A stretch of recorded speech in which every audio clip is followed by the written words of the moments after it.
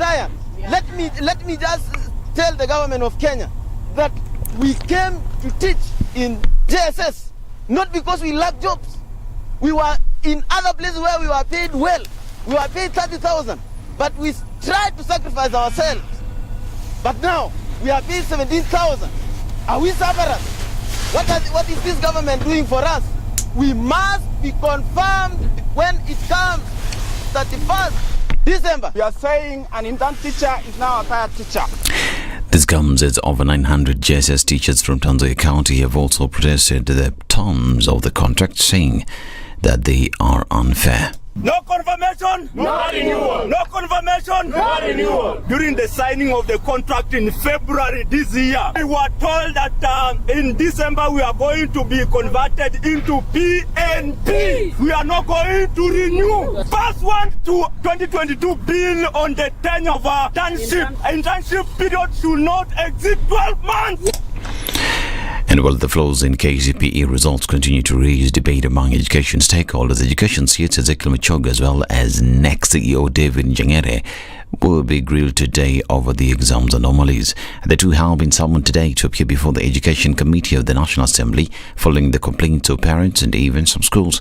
The committee, led by Tinderet Member of Parliament Julius Mailey, aims to find out the truth about the complaints, especially the cases where some schools had the same marks while the others were completely missing. Machoga and Nyeri will be questioned today. These as the court declined to stop the activities of the Form 1 selection. Justice Lawrence Muga declined to issue the order and instead ordered the cases filed regarding the flaws in the KCPE 2023 results to be heard in February. Matokeo yametoka, lakini kumekuwa na wrong placement. Kwa mfano, mtoto alifanya Kiswahili na matokeo yanayotoka anapewa matokeo ya Kenya Sign Language. Tunauliza the Kenya National Examination Council, hii haraka ni ya nini? Is the country ending? Tuna wasiwasi na uongozi wa the Kenya National Examination Council. Azimio la Umoja One Kenya Coalition Party leader Raila Odinga now wants all employers to stop remitting the housing levy in compliance with the High Court ruling. Odinga, who graced the Azimio Parliamentary Group meeting, said the move by judges to extend the stay does not make the levy constitutional. He says the ruling by the three-judge bench Tuesday was solid and wants all employers to comply by withholding their remittances. Odinga faulted the judge's stay order of 45 days. The opposition chief resolved to back the National Dialogue Committee report on sections that were agreed upon. On the cost of living, Odinga said Azimio will go back to consult Kenyans on the way forward. And the government has retweeted that it has put in place measures to deal with the effects of El Nino across the country. President William Ruto also assured flood victims that they've collaborated with the county governments to ensure they receive humanitarian assistance. We are better prepared going into the future, especially with the coming together of the national government and county government with all the other agencies, and now having a coordinated approach under the National Disaster Operations Center to make sure that we centralize all the information coming from different parts of Kenya. We process that information and provide adequate interventions from a one government approach. Ruto has further advised farmers to take advantage of the rains to produce enough food for the next season. We are informing citizens in the short rain areas to take advantage of the fertilizers that have been made available by government, to make sure that they do their top dressing, especially in areas where we are seeing a good crop. We want to also take advantage of these rains to make sure that we produce enough food for the next season. And the Ministry of Agriculture has been tasked to make sure that where support to farmers is required, that support is made available. This is Newswire. I'm Dennis Aseto. Good morning.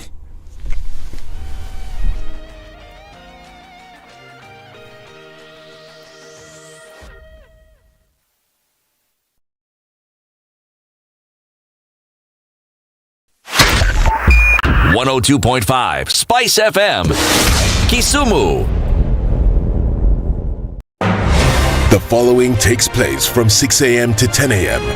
every weekday on SpiceFM. It's critical that people pay taxes, but then taxation has to have a limit. When you start overtaxing people beyond certain limit, then this is now we call robbery with violence. We are all struggling, but we don't show. If you're not doing well, shame on you. But you have to say, I'm broke and I'm struggling. We are not okay until everybody is okay. We are pretending to have political parties. Why don't we just be honest? And we say, these are the Luyas, these are the Kambas, these are the Kikuyus, and we find ourselves in Kenya. You know, with politics and leadership, no matter what you do, there will always be a complaint. There will always be the assumption that you're either stealing or you're not doing things right. As a leader, don't fear. If you know you're doing the right thing, you've thought about it, you've got an expert advice, do it, then understand later. This country, we don't need prayers. Prayers is between you and God. Good governance and thinkers who care about the country and not their stomach. That's what we need. The Situation Room, Kenya's biggest conversation.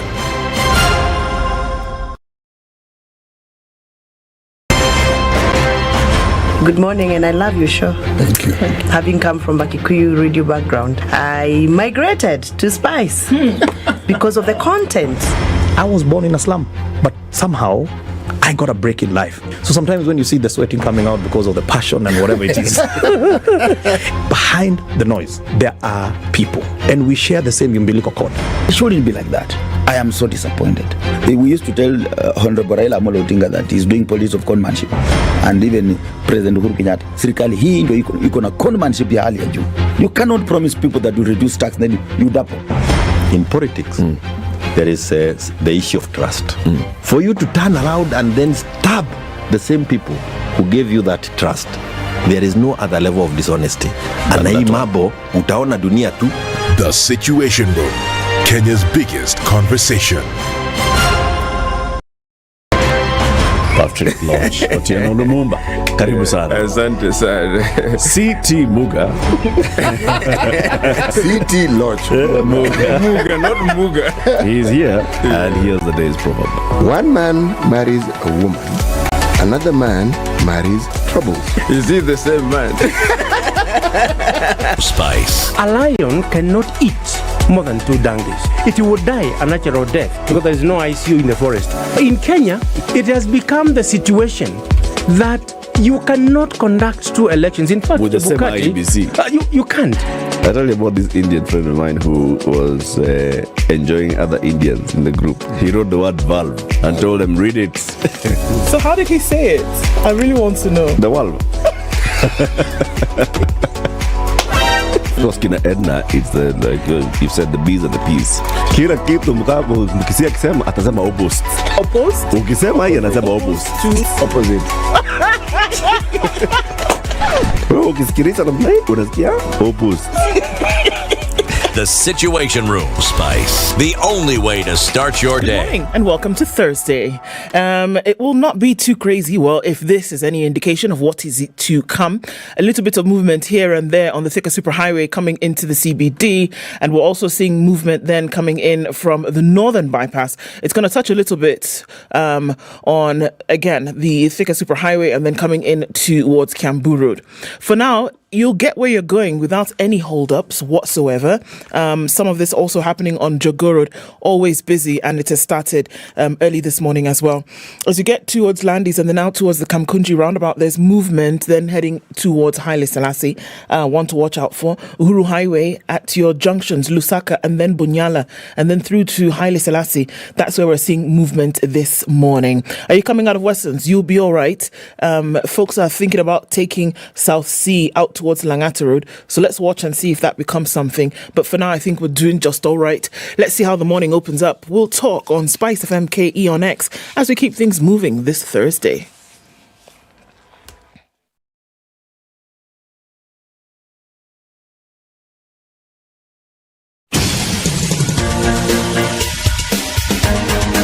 This is The Situation Room, the home of hard-hitting political commentary and penetrating insights about the state of the nation. This is a talk radio experience like no other. The Situation Room, a place for hard truths, debates, and elevated conversations. The Situation Room, witty, political, engaging, deep, controversial. In the room, we have C.T. Muga, researcher, academic, seasoned political observer, a fountain of wisdom in these politically uncertain times. Ndu Okoh, Nigerian by birth, Kenyan by choice, communications expert, Pan-Africanist, a truth seeker and believer in people power, and Eric Latiff, agent provocateur, the man in the chair, seasoned journalist, news hound, a man who believes in punching up, not down.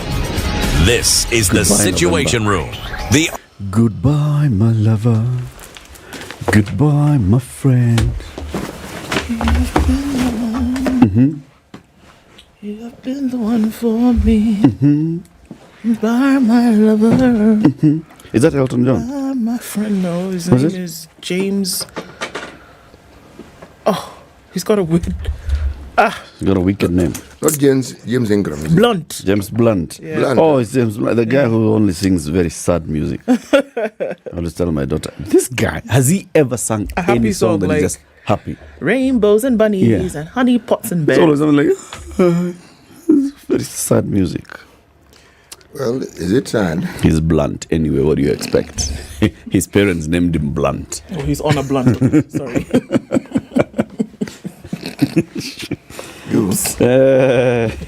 Watu. Say that out loud. Wachini kuleta mchezo na jina ya watu. Hey, Mambo City? Fit kabisa. Fit sana tena, in fact very fit. Very fit. Yes. Yeah. Now even do. Mambo. Poor. Fine, thanks. You know. Yeah. Yeah. I'm good, thank you. You good. Right. Ednah Mambo. Ednah is stuck somewhere. Looking at City's shirt and she's like, This is very nice. She's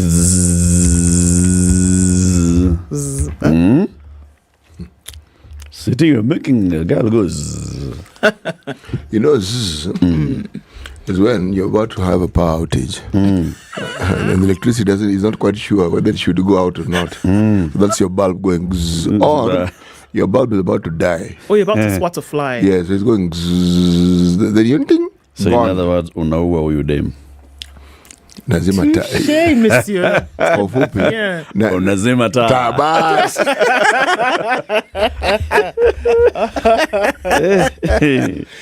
Mwangasa yuko. Hakuna. Yes. Anakuona hivi anaona madim. Out. Like a light. Ednah, pole. Pole. Usichali Ednah, Many pole. women have walked this line. Pole, na pole. Pole tata, pole. Pole usichali sana. We. Haya, November, this is it. Vu. December, vu. Next year. We're in January. Happy New Year, everybody. Imagine. We are in January. We like wish you that. a Merry Just like Christmas. that. We wish you a And Merry motivational Christmas. speakers will start again. Oh, you know. It's never too late. Let's start a new year. Here's another In fact, you shouldn't opportunity. worry. Don't In worry fact, if last look, year the things you said you would not do, you did it not. is okay. This, the very fact that you are alive today is manifestation of another opportunity that has been presented to you. Yes. So repeat after me. I am alive. I am alive. Life is good. Life is good. Eat it with a big spoon. Eat it with a big spoon, not a spade. Yes. Hey. The time is a coming. It will be like that, Yeah. And it'll be another conversation. Oh, vision board. Yes. And manifestation. And you know, me, what I like about evangelists. That's evangelist. Yes, I've gone there. Okay. Is the understanding of punctuation. A punctuation for an evangelist. Hallelujah. That's a punctuation. Yeah. Yes. Hallelujah. Yes. Hallelujah. Amen. Amen. Hallelujah. Amen. Bana. Banange. Yes. Uncle Michael was telling me, Eric, just chagua meza. Unataka English Premier League, unataka Champions League. He says chagua. Chagua ni la? Pale juu. Same. Ndio tuko. Pale juu. You know you can't just let me go. Sisi kama Arsenal. Yes, sisi iko hapo. Sisi iko pale juu. Meanwhile, onana ya Manu. Oh, na. Oh, na. It's okay. What we are united, Oh, Nana. Yeah, united in grief. Nana. Taonana. Hey, let me tell you, everybody, what we'll be discussing today. At 7 a.m., we will have the vice chairperson of the Jubilee Party, which is one of the key founders of the Azimio la Umoja One Kenya Alliance. Ni alliance ama ni kwani? Coalition. And the differences? C. Moja ni A, nyingine ni C.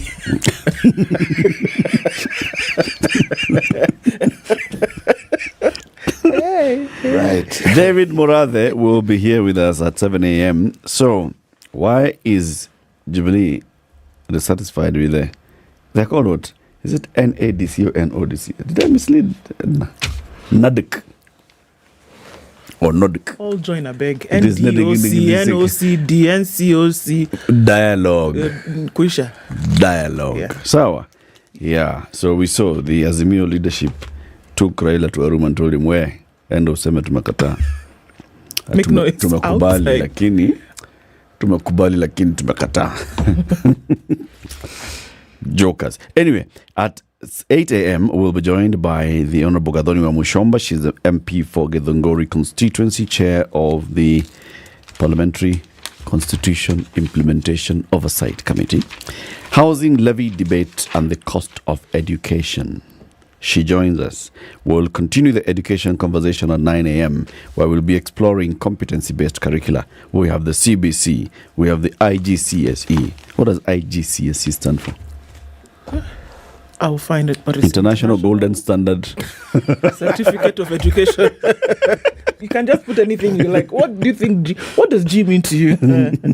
Let me find it in a minute. Yeah, find out. It's something about Cambridge, isn't yes, it is Cambridge. GEMS something.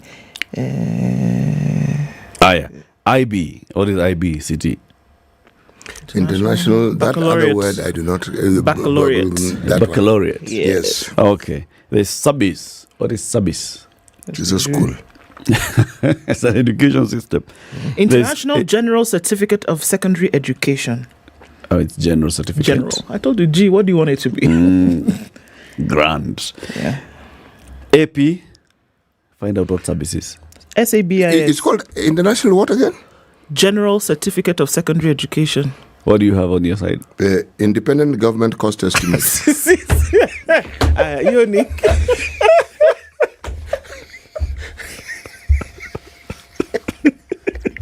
City. I should just leave things there. Okay. At this moment. Yes. Yes. What do they call those things? Latitude, longitude. Sasa iko kwa education. Okay. So nirudi kwa equator. 22 degrees west. 18 degrees east. Ndio tuko. Move the pin. SABIS. And the AP.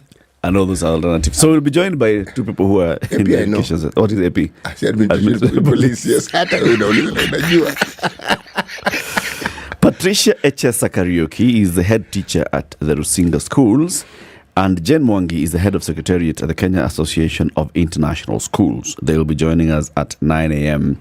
to talk about all those SABIS, GCSE, IB, AP, CBC, IB. Did I say that one? GCSE, CSE, those ones, all of them together. Yeah.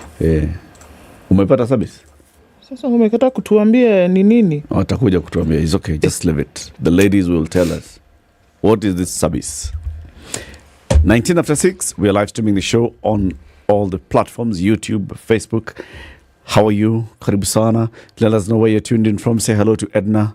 Mwambie pole. Pole. City amezima. 20 minutes after 6. Tell us about weather.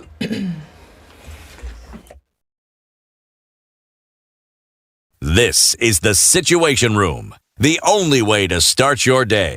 Clear conditions in Nairobi.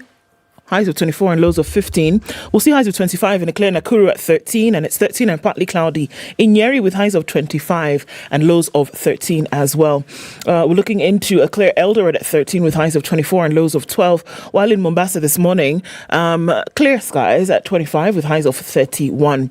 And it's mostly clear in Malindi as well at 25 with highs of 31. We're looking into a mostly clear Kisumu at 18 with highs of 28, and it's clear at 15 in Kakamega, highs of 28 and lows of 14. Mostly cloudy at 20 in Kampala with highs of 28, while Dar es Salaam is sunny at 26 with highs of 31. Looking into a cloudy Johannesburg, it's 10 degrees with highs of 26, and Mogadishu is already sunny at 26 with highs of 32. Addis Ababa at 5 degrees, clear conditions with highs of 21 through Thursday. Lagos is clear at 26 with highs of 32, and Kinshasa is partly cloudy at 23 with highs of 31. Let's look into a sunny Beijing at 0 Thursday afternoon with highs of 4 and lows of -6. It's 2 degrees in a cloudy Paris. It'll go to highs of 6 and lows of 1, while London this morning is -1 and partly cloudy, highs of 5, and 2 degrees in a cloudy New York. Wednesday night, we'll see highs of 3 and lows of -1.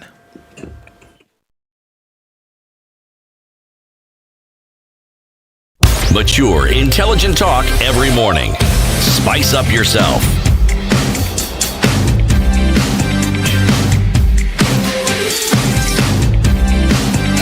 Mornings done right. 94.4 Spice FM, Nairobi. Tieno says good morning. Greetings from South Korea. Wishing you all a fruitful day. Why, thank you, Fred. Abito the lady. Good morning, Latiff, Muga and Okoh. Yes. Kisumu Dala representative is here. Regards to Ombaso. I like the way she's calling everybody with their surname. Latiff, Muga, Okoh, Ombaso. Greeted. Thank you very much. Afro-Jamaican says, good morning from your favorite non-Kenyan Kenyan. Blessings. Moses Nyambura says, good morning. Tuned in from Westlands. Tuite hao watu wa education PS or CS. The ministry is now joking more than enough. Okay. Joe Mungai says from Bonny Lake, hello good people, UDA government needs to read the signs of the times. The masses and the courts cannot be wrong. The housing levy is untimely and does not lower the cost of living. Sawa. Tibbs Muge says, good morning, tuned in. Thank you for the good work, tuned in from London. From Lusaka, Zambia, Mambo Anabo says, good morning, trio, lots of love. Right back at ya. Good morning, CT, Eric, Ndu and Ednah. The NHIF, SHIF contribution is another El Nino. It is spilling over to the unemployed. Yes, everybody got to pay. In Malawi, how much is it? We say, Ndalama Zingati. How much is what now? The NHIF fund, 2.7%. Ndalama Zingati. Ndalama Zingati. Oh, we're not doing garage band. Okay. Good day, folks. From down under. The prof bamboozled us yesterday. Fortunately, you're too refined to call his... The who? The prof. Oh, to call his, stuff. Mwalimu. Joel Odondi says, good morning, great people watching from Kansas City, wishing you a lovely show.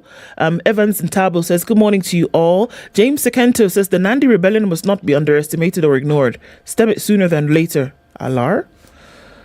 Toti Bishop, good morning, says, we make it a great day. All right. Linus Rainman says, morning, guys, or rather Morgan, guys. Bavaria is getting cold. Tuko -2 today. My goodness, yummy. So George Gashoiri says, good morning, Nduciti Eric. I wish you all a happy Justice Thursday with all the positive vibes. Thank you. Robert Mbogo says, good morning from Mombasa. Ann Gore, excuse me, is tuned in from Saboti. Octavius Cargo says, good morning. Mundu Wanyumba. Okay, Ngoja. Good morning, Nduciti Eric and Mundu Wanyumba. That is Ednah. Geoffrey Magaka says, good morning, the three. Merry Christmas and a Happy New Year. Ednah apewe salamu za dhati. What's dhati? Dhati. DHATI. Yes, it's not somebody mispronouncing 30. No. It's dhati. Hakina dhati. You'll tell us? I know the usage of it, but the meaning now escapes me. Okay. Another set of hills is where somebody else is tuned in from. Tony Malila says, from the beautiful hills of Ngong. Those are the Ngong Hills. Good morning to you. Good morning. Locked in for constructive conversation. We, the youth, need to understand our purpose and birthright to steer the nation forward. Brian Oginga, good morning. Ben Nabe says, good morning. You're feeling homesick. You're in New Jersey. Kenya is home and will always be home. Sam Boro is tuning from North Carolina. And Patrick Kuria says, Mambo, Ndu City, Eric and Ednah, Mkwaje. It's a lovely day, innit? It is. Laban Sialo says good morning. Abu Said is saying good morning as well. Kenneth Bushwell says kwani kuna tax ingine imeongezwa yawa hiyo ya 300. Well, no, it was that some people didn't have to pay, but now everybody gotta pay. Lero Sasai says good morning to the room. Rosasi tuned in from the land of Matoke. Okay, where is that? It's not Uganda. Abu Said says, please check that your radio transmission is off. We should check that it is off. Wapi? Should be on. Where are you, man? Land of Matoke? No, this is somebody else. Oh. Abu Said now is saying, check, your transmission is off. Tell us where you are and we'll look into that, okay? Lillian Atieno says, good morning, lovely trio. Hapo kwa motivational speakers, I'm telling you, it's a thing. Patrick Kuria says, good morning. Flying the flag high. Yes, yes. Greetings, Ednah Ndu Eric CT. Have a lovely day from the Bay Area. Wairimo says, if Eric sings Maisha no Maya, it'll make my whole weekend. Unajua yo wimbo? Nani ajui yo wimbo? Sing it. Weko my dear, tudie sherehe, tudie tugakene, Maisha no Maya. Aye. Wairimo, weekend made. Toto, senor. Toto. Jidambio nai hako mauta. It's good that we don't know what you're saying. Yes. Okay. King Dave says, good morning. Even Ndu anakunywa watu maji with beautiful... Hey. Sema. I can't even finish. If I was unatukunywa na mrija. Ni hivyo. Watukunywa na straw sio. Kabisa. Everybody's here. Hussein Ali, Rogers, everybody, we see you guys. Eddie Oduor, it's been a minute. Good morning. Karibuni sana. Safi sana. City. Yes, please. We're still in southern of South Sudan. Yes. The Republic of South Sudan. Yes.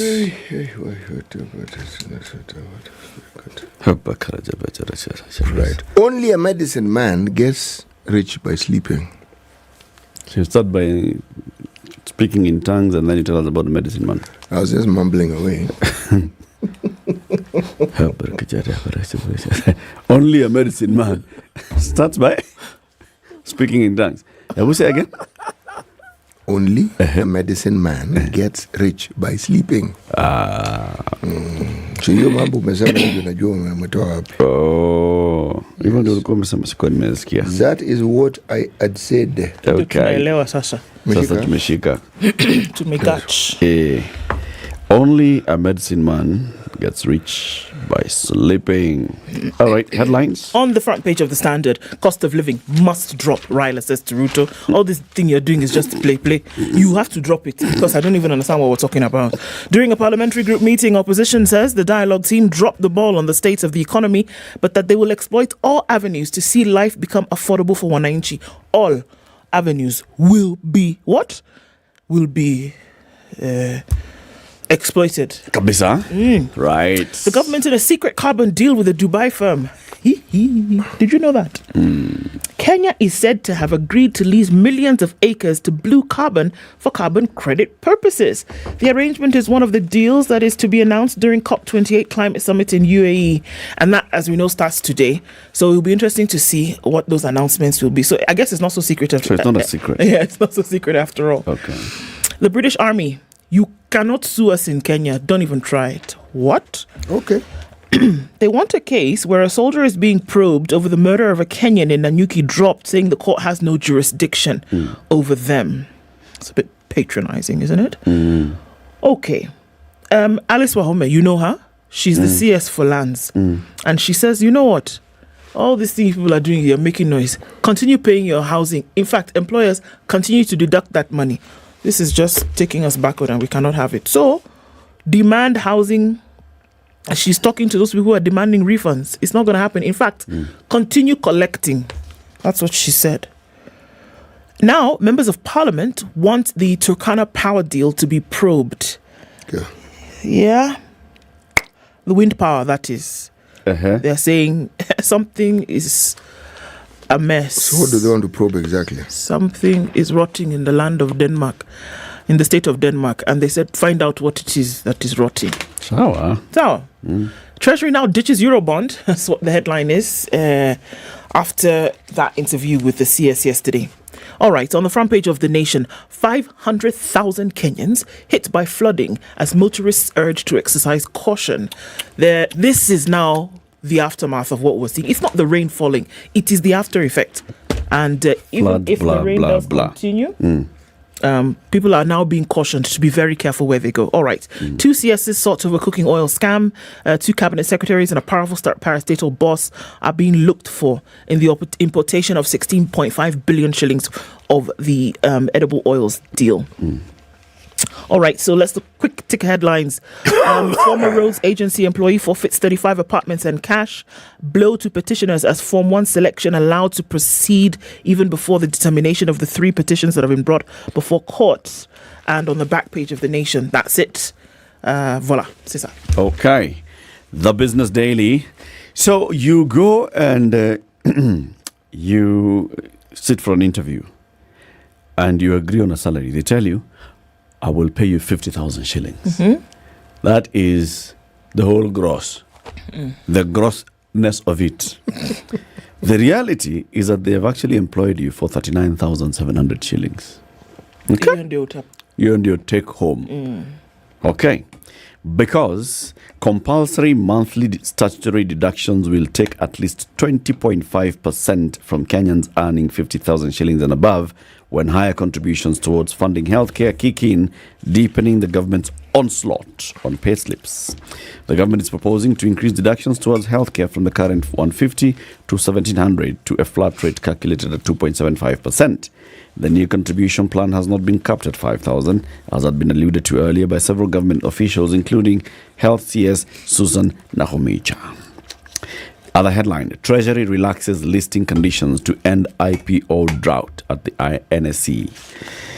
The new required companies seeking to list on the NSE are now required to show proof of having made a profit once in the last 5 years to issue shares under new relaxed rules aimed at ending a 7-year drought at the Boers. This is a step down from the current requirement that for a company to go public, it has to show that it made profit in 3 of the last 5 years. That restricted many unprofitable businesses from raising capital through IPO. Treasury is relaxing this. Remember, Treasury is going to be IPOing very many of its corporations. Okay. Kenyans increase car orders by 25% despite soaring prices. It's a story on page 3. At your cost of living, Kenyans are adding more and more vehicles on the road. Save for saloons and vans, other classes of vehicles record increased demand, with dealers attributing this to asset financing by local banks. 25% increase in the number of motor vehicles being bought. Nearly half of state departments bust their budgets by 78 billion shillings in quarter 1. Yeah. City? Yes. The Star? Yes, definitely. Top right-hand corner in teal green, audit queries.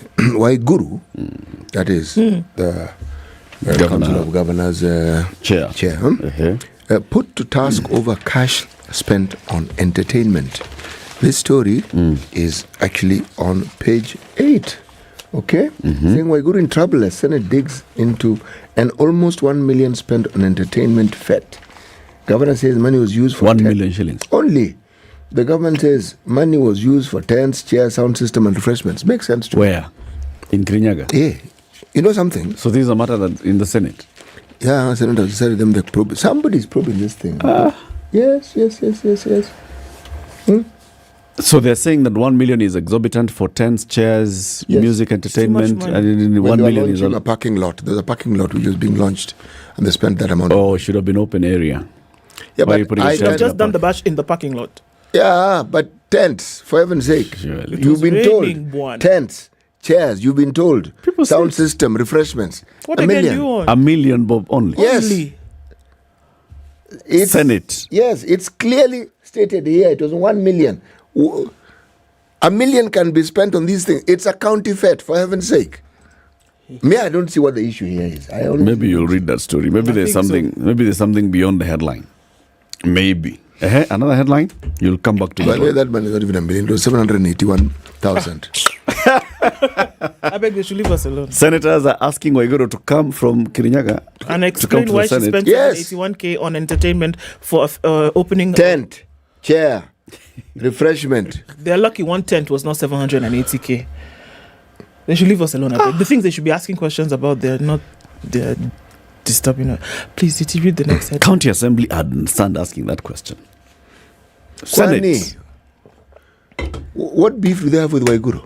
Okay, you'll read this. Other headlines. Former convict lynched after killing mother. Remember this story we were reading yesterday of the happenings in Muranga.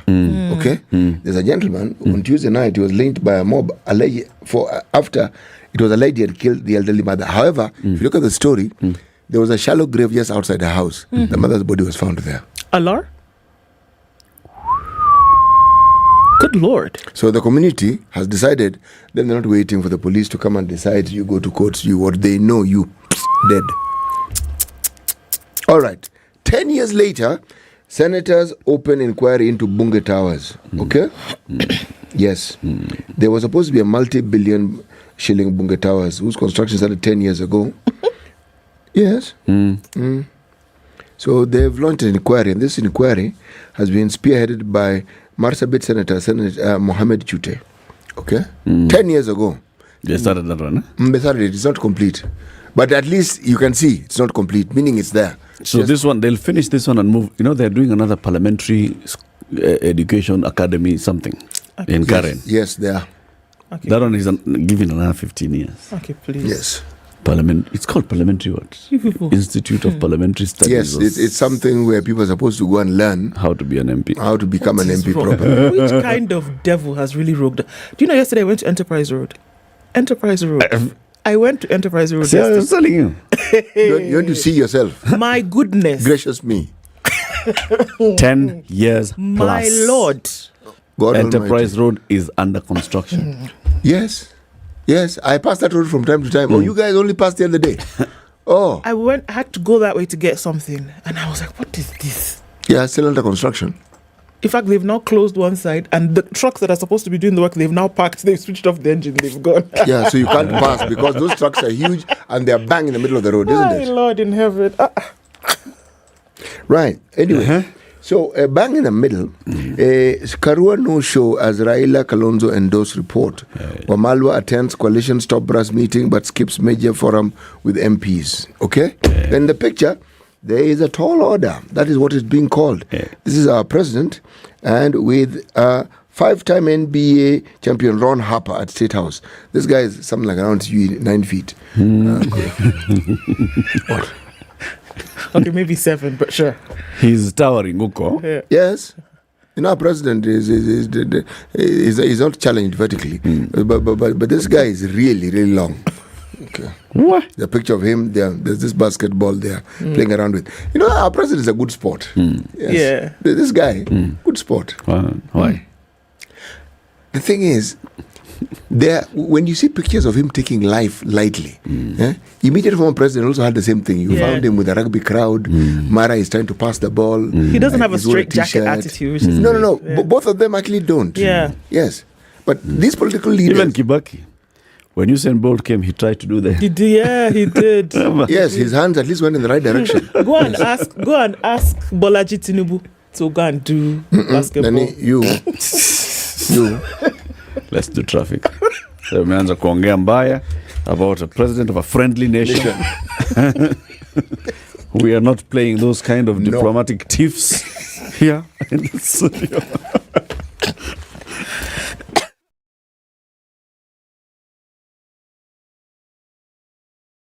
This is the Situation Room, the only way to start your day.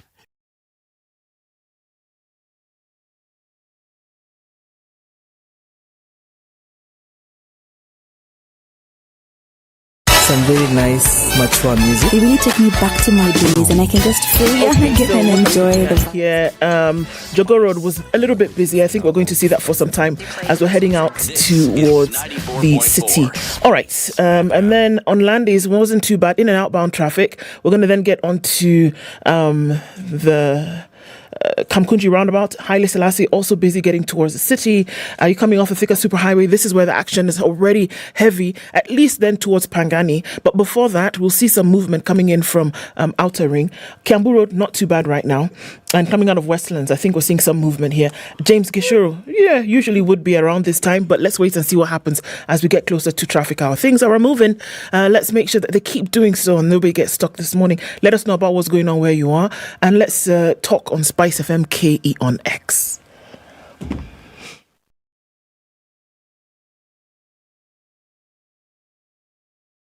Mature, intelligent talk every morning. Spice up yourself.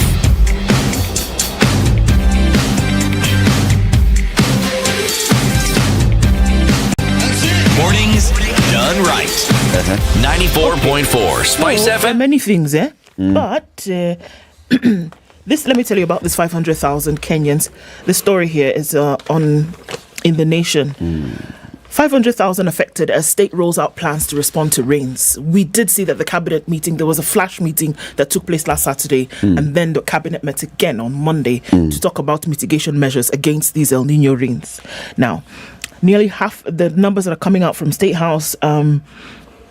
Yesterday, the government spokesman Isaac Mora addressed journalists on the El Nino response strategies, and this was done at Nyayo House. And he was giving some statistics there, talking about 500,000 affected, as 92,432 households are now affected by floods resulting from the El Nino rains. Now, they're rolling out new measures and cautioning citizens against crossing flooded rivers. It might seem as though you know how deep the thing is. What they're saying is you'd rather not than essentially really test the waters, no pun intended. In a statement, Transport Cabinet Secretary Kipchumba Murkomen said motorists who cross flooded roads and bridges will lose their driver's license and could be prosecuted. Sorry. Stop. Read again. In a statement, Transport Cabinet Secretary Kipchumba Murkomen said motorists who cross flooded roads and bridges will lose their driver's license and could be prosecuted and jailed for, get this, attempted suicide. Okay. Can I continue? Continue. Yes, you continue. All right. On Tuesday, Deputy President Rigathi Gachagua said that out of the 98 people killed, 37 had unnecessarily risked their lives by crossing flooded sections of a river or a road. How many? 37 out of so they actually died while crossing sections of the road, which they could have avoided by not doing so. All right. The CS, now going back to the CS, he says, I want to put all drivers on notice that should we find you crossing or having crossed a dangerously flooded road, and we will even charge you with attempted suicide. Okay. Government spokesman Isaac Mora announced that while no deaths had been recorded since yesterday, there had been a spike in disease outbreaks. What did we say? Such as malaria, cholera, diarrhea and dysentery. And the affected counties are Garissa, Kwale, Mandera and Wajir.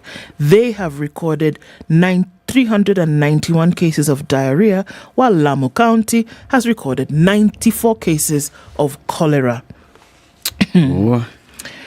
Mwaura announced that in a bid to stop the rise of malaria cases, the government has purchased 120,000 mosquito nets while distribution will begin today. He added that as part of emergency response efforts, the government yesterday distributed food to Mombasa, Kwale, Lamu, Tana River, Garissa, Wajir, Mandera, Marsabit, Busia, Kitui, Samburu and Isiolo.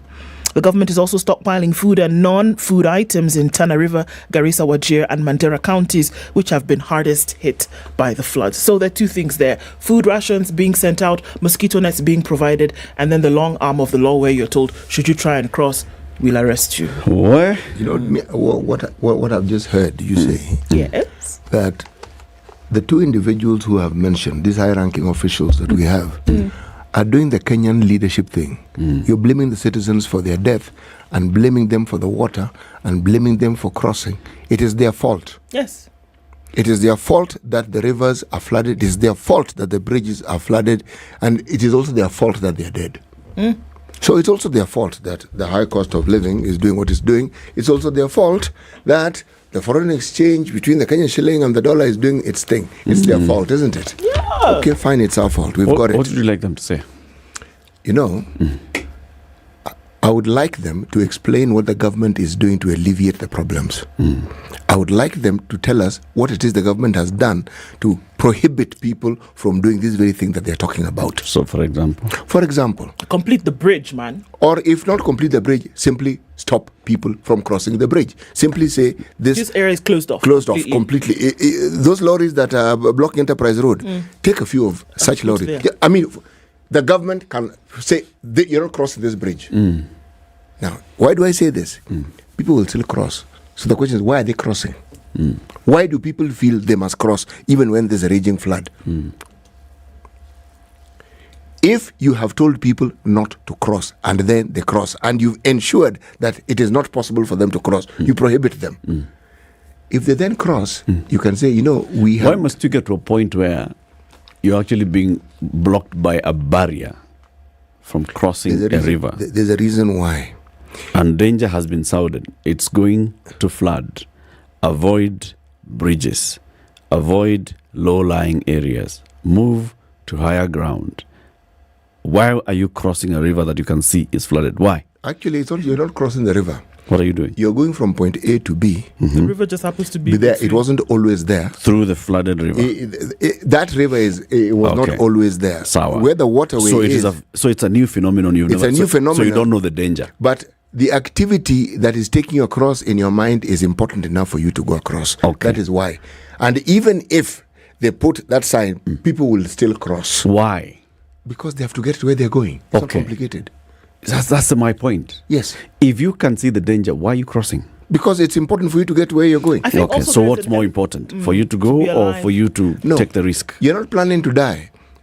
That which is taking you across is of importance to you. So it diminishes what you're referring to as the danger. Sawa. Yes. So if you saw a lion standing in front of you and you need to go, you'll still go. We know lions eat people.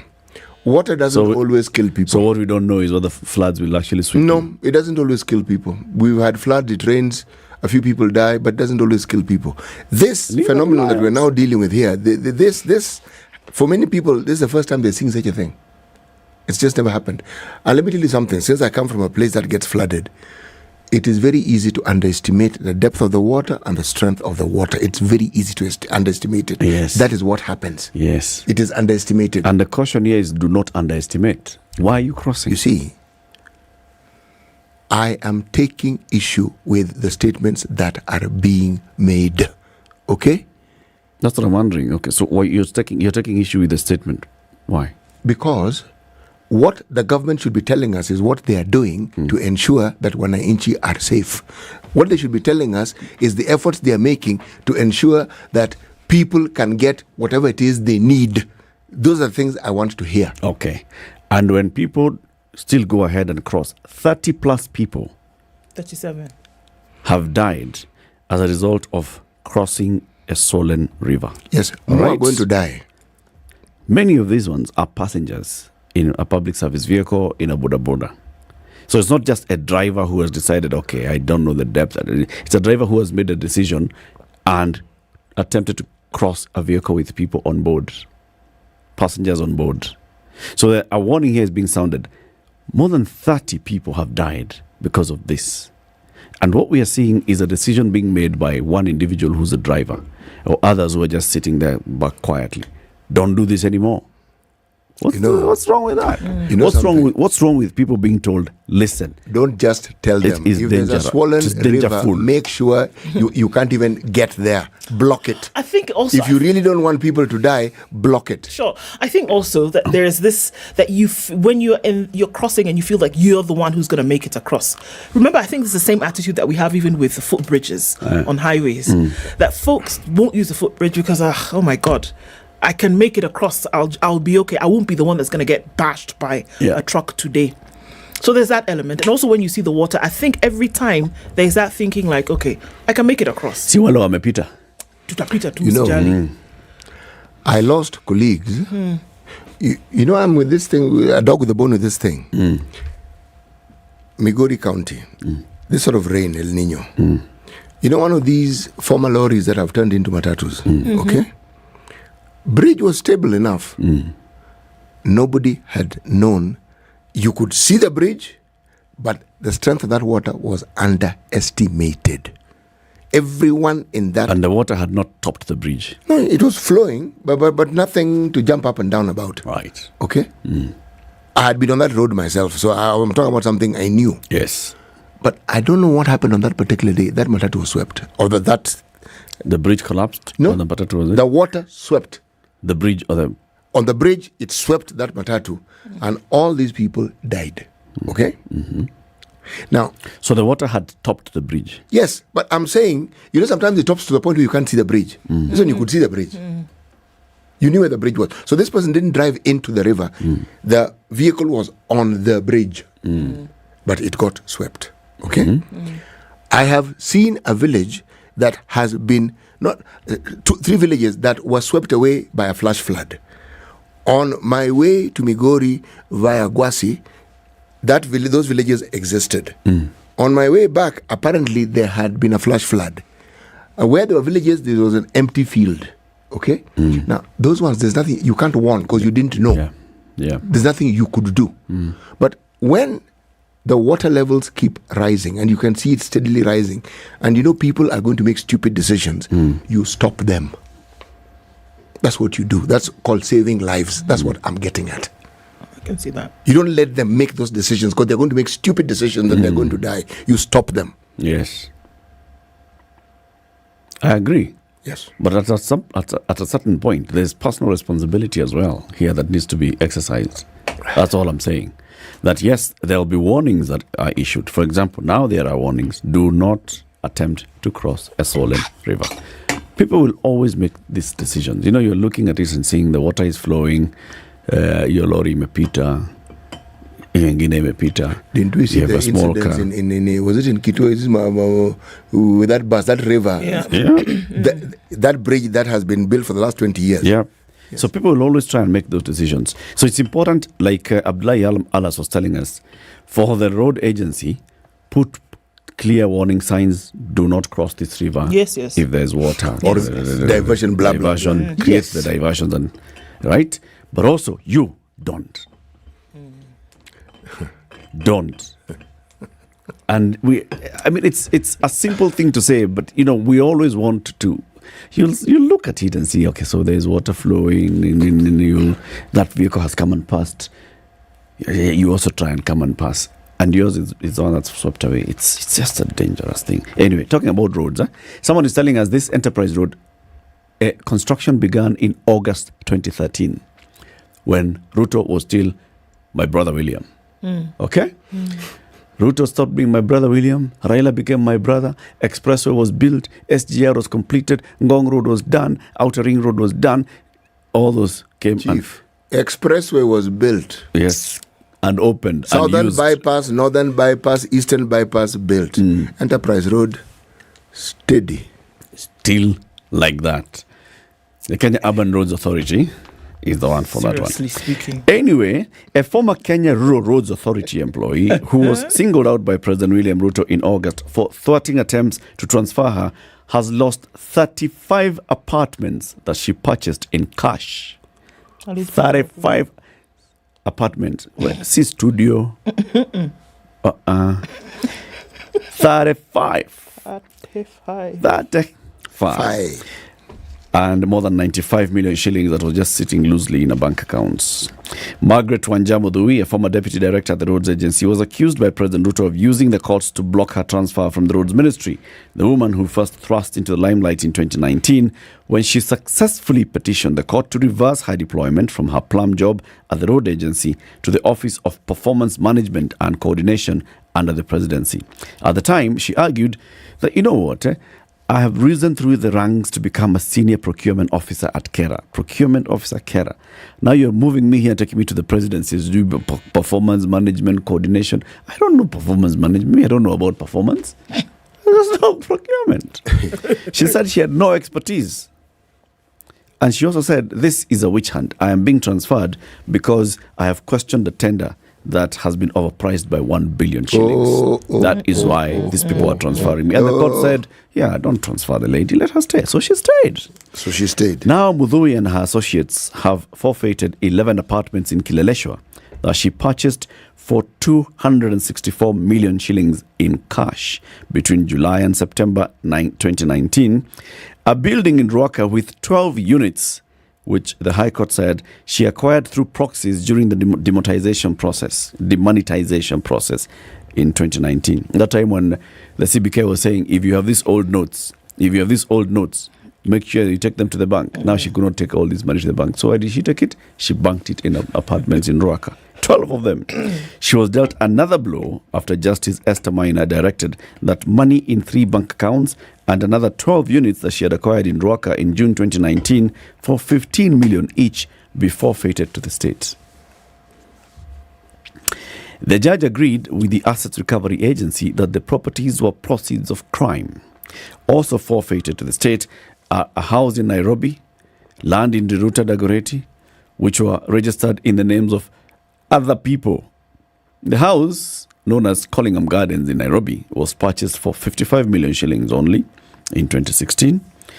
Some piece of land in Riruta was purchased in December for 25 million shillings. One of the proxies that she used is a Mamamboga from Githurai. The judge was wondering, now a Mamamboga in Githurai has purchased a 55 million shilling house. Yes.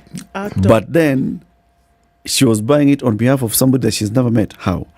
Those used in the scheme were Esther Wagiong Jonge, a director at Lighthouse Trading Company, Grace Nyambura Nderito, the Mamamboga, Mercy Wamboi Nyambura, a postgraduate student who was yet to get a job, and Cynthia Wanjiko Nyambura, who had just graduated from Moi University. Apartment. You graduation, hallelujah. Apartment. Apartment. Ivo. The court also dismissed claims by businessman Abdul Swali Sharif Ahmed, who claimed that the houses were purchased on his behalf and his company's. The judge said, don't joke with us. When you took a bond yesterday. It is my finding that this interested party did not offer any explanation as to the source of the funds used to acquire the properties. So basically all this money, cash included 74 million shillings in a fixed deposit account at Cooperative Bank in the name of Njunge, some 13.9 million shillings in a fixed deposit account in the same bank in the name of Mudhui, 6.7 million in the same bank held in the name of Lighthouse Trading, like that. Judge akasema, hiyo yote. Patia state. Now I don't know who's going to be given the house. When you forfeit an apartment to the state. Sasa nani atachukua? Nani analipa rent? No, we have an agency that deals with those things called asset recovery. It's the one that's going to court. You know something? So all this time, by the way, as the case was in court, the rent was still being paid, so it was being held in an account. The account was frozen, but pesa bado inaingi. Escrow. Yes. Good thing about now the tenant. Nani anakuongezea rent? Hakuna. Okay, default. Nani anakufukuza kwa nyumba? Nothing. But you know something of interest. When you read this, should she not have taken that transfer? Had she seen what was coming ahead? Perhaps. Alifikiria ni mnoma. No. Alicheck ya kwamba aona kwani do you know how much money? Do you know who I am? They said, Writer. We shall show you who you are. My goodness. Wacha nikuambie. So we're coming to the top of there was a story about Waiguru. Sindio? Not there was. Ebu read it. There still is. We have 30 seconds to the top of the Don't hour. worry. So after the hour, yes, we start with that one before we welcome our guest. Okay. Sindio? The Situation Room is Kenya's biggest conversation, broadcasting every weekday morning 6 a.m. to 10 a.m. on SpiceFM, on KTN Home, on YouTube, and on Facebook. The gentleman who was saying our signal says it follows us from where? Abu Dhabi, somewhere. Amesema, angalia comment. Somewhere in the Middle East, are they able to follow us? Saudi Arabia, yes. In Saudi Arabia, but we have an issue. Sorry, we'll sort it out. Just follow us on YouTube. Yeah. It'll be cool.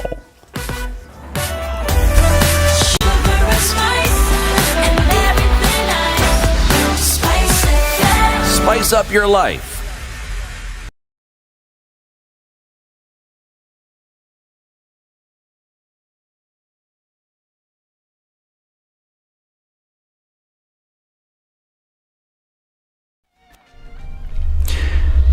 Good morning, this is Newswire. I'm Dennis Aseto. The Azimio coalition has insisted that it will continue to pressure the government to ensure that the cost of living goes down after the National Dialogue Committee failed to agree on the matter. According to the coalition, one of the ways to involve Kenyans is in public forums to receive their views from next week. Despite supporting many of the recommendations in the report, Azimio leader Raila Odinga said the issue of reducing the cost of living is the most important and criticized the government for refusing to address it. But the government side flatly refused, terming it their exclusive business and further arguing that they got the mandate of Kenyans to execute their Kenya Kwanza economic agenda. But we will treat the hard line on the cost of living at the beginning of another phase of this struggle. We will seek other ways to press the government to listen to the cries of the people and bring down the cost of living. We will retain the right to call on the people to take steps that we deem necessary to force the government to lower the cost of living. While giving Azimio's position on the report, Raila has asked the government to reduce transport allowances of its officials by 50%, reduce various taxes including value-added tax from 16% to 9%. Raila, however, has said that Azimio will support the report 100% when it is presented in the National Assembly. The document the team has come up with is ultimately imperfect and unfinished, but it is a good beginning. Although it looks like the report may take a downward path, Azimio says that in order to implement some of the recommendations, a referendum vote is inevitable. To create the office of the leader of opposition or to formalize the office of the Prime Cabinet Secretary, the people of Kenya have to have their say by way of a referendum. Besides, it is a constitutional requirement that such significant restructuring of government must go through a referendum to avoid the mischief that may be played by some people going to court. Kenya leader Martha Karua and DAP-K leader Eugene Wamalwa, who had previously opposed the report, were conspicuously absent in the meeting chaired by Odinga. And Kisumu Senator Tom Ojienda and MPs Elisha Odhiambo of Game and Felix Jalango Odiwuor of Lang'ata have gotten a reprieve after the political party's disputes tribunal dismissed the decision against the expulsion from the ODM party. Ojienda, Odhiambo and Jalango were expelled alongside MPs Karoli Omondi of Suba South and Gideon Ochando Bondo, who equally won the case over alleged betrayal. The tribunal ruled that the ODM legislators were denied a right to a fair hearing. This even comes as ODM leader Raila Odinga has urged members to appeal party resolutions whenever they are not satisfied with them.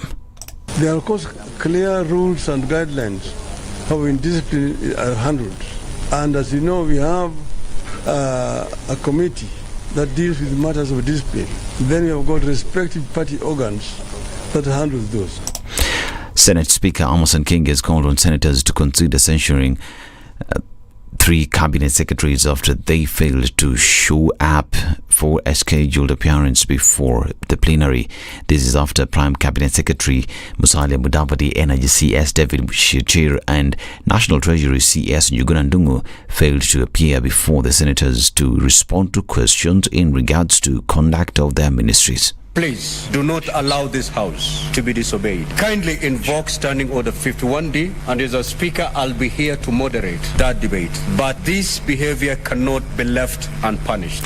Senators led by Boni Halwale and Edwin Sifuna, among others, condemned the conduct of the three CSs as unbecoming. The CSs said they were unable to attend the session because they had travelled to Dubai to attend the COP28 meeting.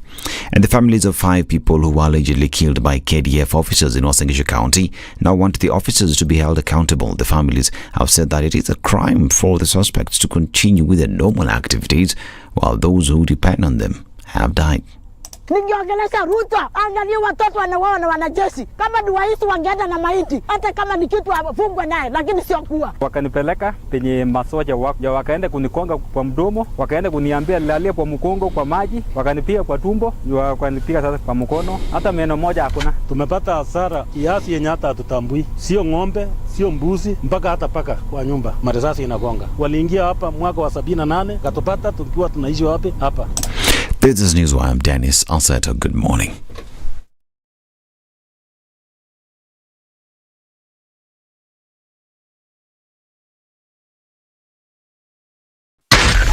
SpiceFM, Nakuru.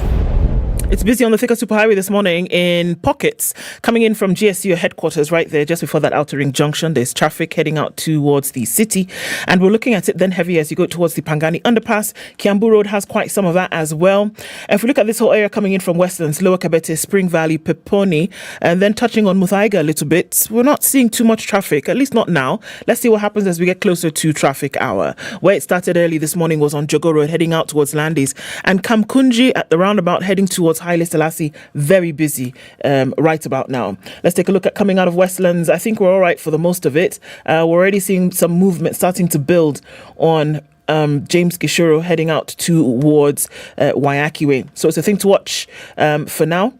And also on the other side of things, we see Kangunda Road busy, touching on Outer Ring, and then some movement then as you get towards the North Airport Road coming in from Cabanas. That's very busy now as well. All to watch. Let's see as Thursday morning pans out. We'll talk on Spice FM KE on X.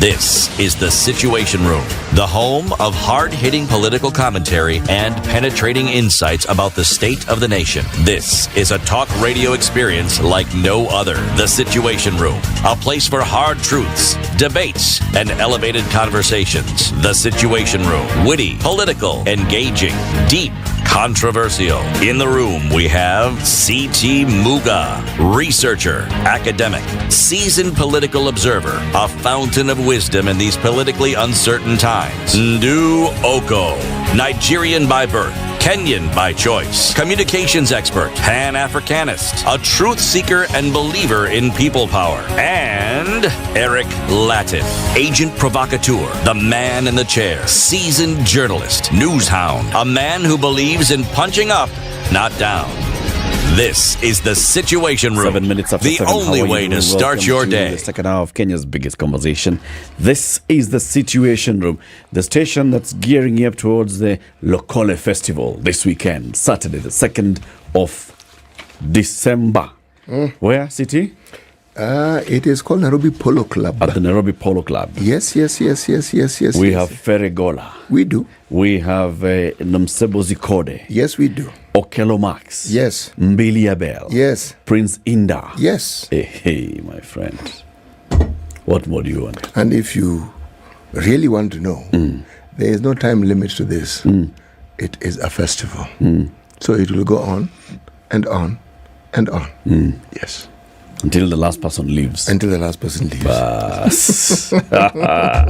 Bas. December, Sherehe. This is it. It ushers in the Sherehe month, the Lokole Festival. David Murada, you know about Mbili Bell, right? Yes. Hey, now imagine. She played for us during the campaign. She came with us. Exactly. She's evergreen. She doesn't age. She doesn't. And her music is also evergreen. And it transcends generations. That's right. Yeah. So she'll be here on Saturday, this Saturday, Hapa 2 Polo Club. Tutakuwa. Kabisa. Yeah. Tickets available, tikiti.co.ke or the USSD City? USSD star 519 star 55 hash or tikiti.co.ke. Star 519 star 55 hash. Why, very good. Yes. Very good. David Murathe is the National Vice Chairman of Jubilee Party. He's our guest today. Good morning, Bwana Murathe. Good morning. It's been a while. Yes. You're keeping well. I'm officially retired. Officially retired from what? From engaging with the day-to-day up and down, the politics and all that. We went, of course, into the election. Yes. I have never internalized it myself. I've never accepted that it was possible because it was not possible. Mathematically, logically, whatever you call it, it was not possible for the other side to win. So when that happened, however it happened, despite the fact that, like you know, we even went in with the majority numbers, and of course some people very quickly shifted. We tried to figure out exactly what went on. It was not until the other day that our friend Moses Kuria told us how they did it, with a little help from their European friends and the Americans. Allah? But that's a story for another day. Okay. I think we go to So a for stage. that reason, you decided... we decided it's vanity of vanity, all is vanity. And we decided it's not worth it. Yes. And the Kenyans get a dose of their own medicine because we told them. They didn't want to listen. Now they're busy crying. And we are saying, not yet. They should get a bit more of the same so that next time they... But you're saying it was not the decision of Kenyans, it was the decision of Europeans and Americans. Whatever happens, even the US. So why are we the ones who are suffering? You know, there's a lot of people who believe Trump was rigged out because he won all the physical ballots. But all the postal ballots, something was happened. happening. So if they can rig out the President of the United States sitting... Sambuse. What is Kenya, my friend? You know? So, anyway. City has the proverb. This week's proverbs are from South Sudan. Yes. Today's proverb. Only a medicine man gets rich by sleeping. Only a medicine man gets rich by sleeping. Yes, the rest of you who are not medicine men, you sleep your way to poverty if you want. Yes. But the medicine man can doze away. Melala. Doesn't matter. What's your interpretation of that, David? That is an interesting one. Yeah, because there are people who still make money without having to work for it. But in this one, they are saying it's only a medicine man because you actually can concoct and people will come to you and they will pay. And so even as you are sleeping and people come to you, they will pay and you can make money. Nobody else can do that. It's like my doctor. And he's like, hey, I've not seen you for a long time. I said, well, that's a good thing. And I'm like, I come because I'm sick. Anyway. Okay. Now, David, yesterday, the leader of Azimio, Raila Odinga, after a closed-door parliamentary group meeting, which was preceded by a top brass meeting of Azimio, came and said several things. But the bottom line is we are not happy with the outcome of the national dialogue that took place. What's the background of this? I said it last weekend. I think I was in an interview with some guys from the Daily Nation. And I said, yes, we are unhappy with some aspects of the outcome. Because when we went into this dialogue, there were some fundamentals that we wanted addressed in this. And remember, this was like calming the temperatures for the country. And that is why when the intervention of Ombaso and even some diplomats agreed that Kenya is too precious to ban. And that if you have these maandamanos, demonstrations, and the country is, paralyzed, it was not good for anyone. And remember, Kenya is a hub for this region. And all these organizations, international organizations, the UN agencies, the diplomatic missions, most of them are based in Nairobi. America has the biggest embassy in Africa in Nairobi. So do the British. And a lot of these, activities that happen around the Horn of Africa, they happen from Nairobi. That's why Wilson is the busiest airport. Those guys live here. They take their flights maybe to Somalia, maybe to Djibouti, and come back in the evening. So if they cannot even access the Wilson, then there's a lot of disruption. So when we went into this dialogue, it was to address some of these issues, considering the status of Kenya in the region. So what were the expectations? The expectations primarily for Azimio was the cost of living. Kenyans were hurting, and they expected the government to be sensitive enough and address the issue of the cost of living. Apparently, and I said it before, and I can repeat it again, it is not our business as the opposition to tell the government what to tax and what not to tax. That is their business. It is their agenda. They say they want to do 1, 2, 3, and this is their taxation measures to realize that, to achieve that. And I'm like, fine, then give them rope. Let them hang. There's a lot of disaffection and frustration, and our people are feeling the heat. So even as we address the issues around the cost of living, I think the opposition cannot tell the government, the executive, how to go about their business in terms of taxation and the rest. And if they are not happy, there are ways to redress. For example, this housing thing. People go to court. And if there is a fundamental wrong, the courts will right it. Except in this case, it was a bit ridiculous, where you found a judgment declaring that the housing levy was illegal, unconstitutional. In the same breath, they are telling you, but continue paying it. This is a court telling Kenyans to continue paying for something that has been declared. Something they have themselves. Continue committing an illegality. So the courts are actually the ones now asking Kenyans to commit. The wording of the court is illegality. And I'm sure, actually, this week or early next week, we're going to send teams back to that court and seek interpretation. Okay. But then, Morade. Yes. Like you said, this whole conversation began with the maandamano, and the maandamano was several things.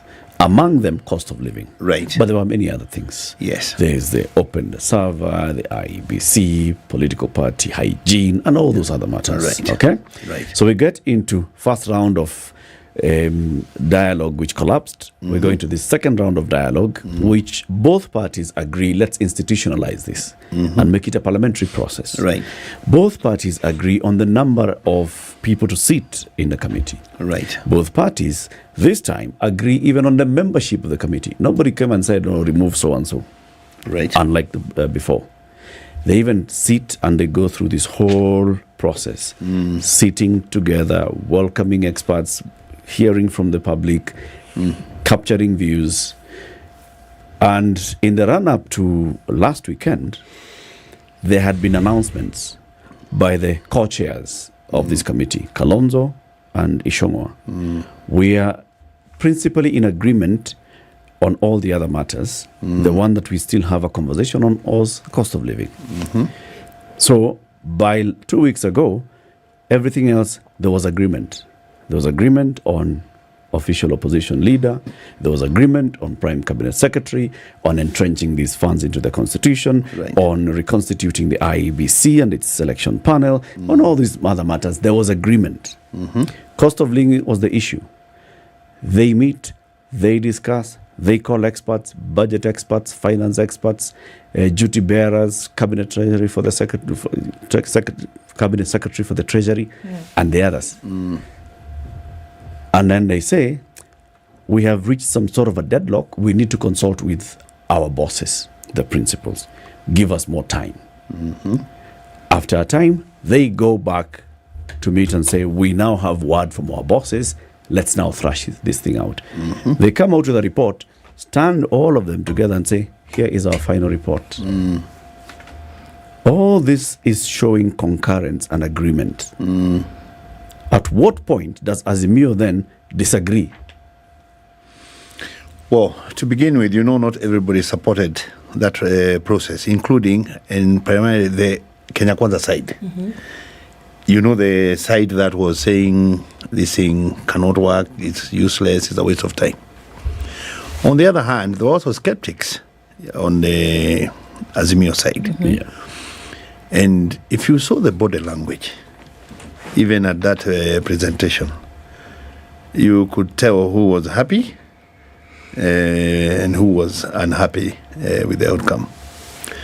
But having said that, and I think Raila put it very well last night, that we didn't get everything, but it's a start, it's a beginning. And we want to engage in dialogue.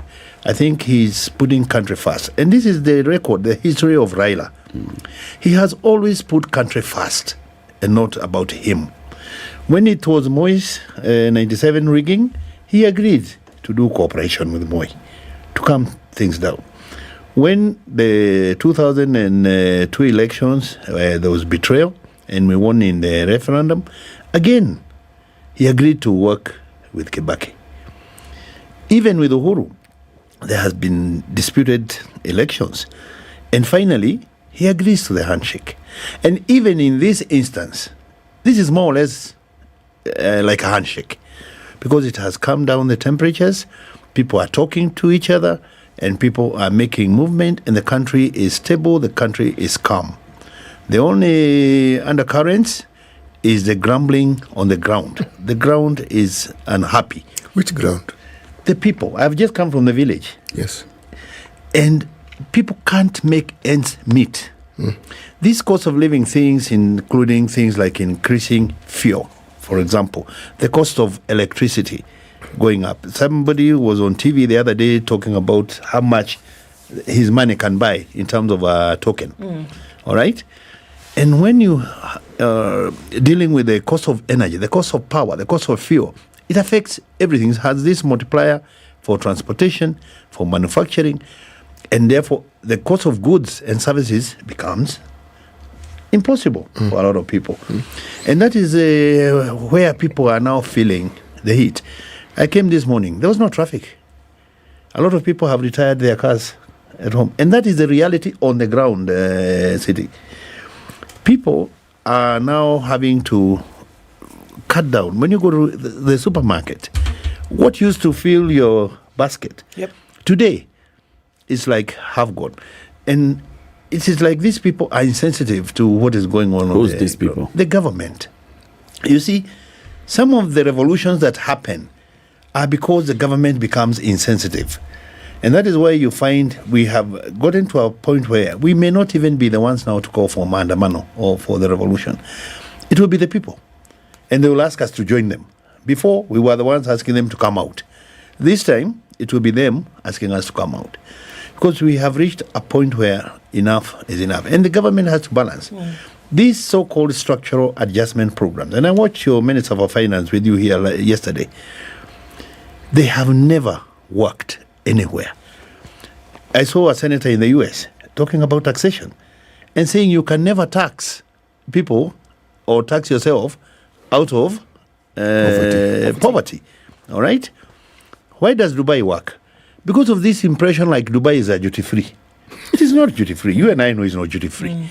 But if you give us a tax rate of, let's say, 5 or 10%, I have no incentive to go and try and bribe people at KPA. But if you make my tax 20%, 35%, plus, say, excise 20%, plus, I don't know, VAT 16%, and that guy comes and tells me, hey, you're supposed to pay 7 million, you can pay 2 million. Bring 1 million. You have saved 4 million. That is the incentive, and that's why you're having all this kind of corruption.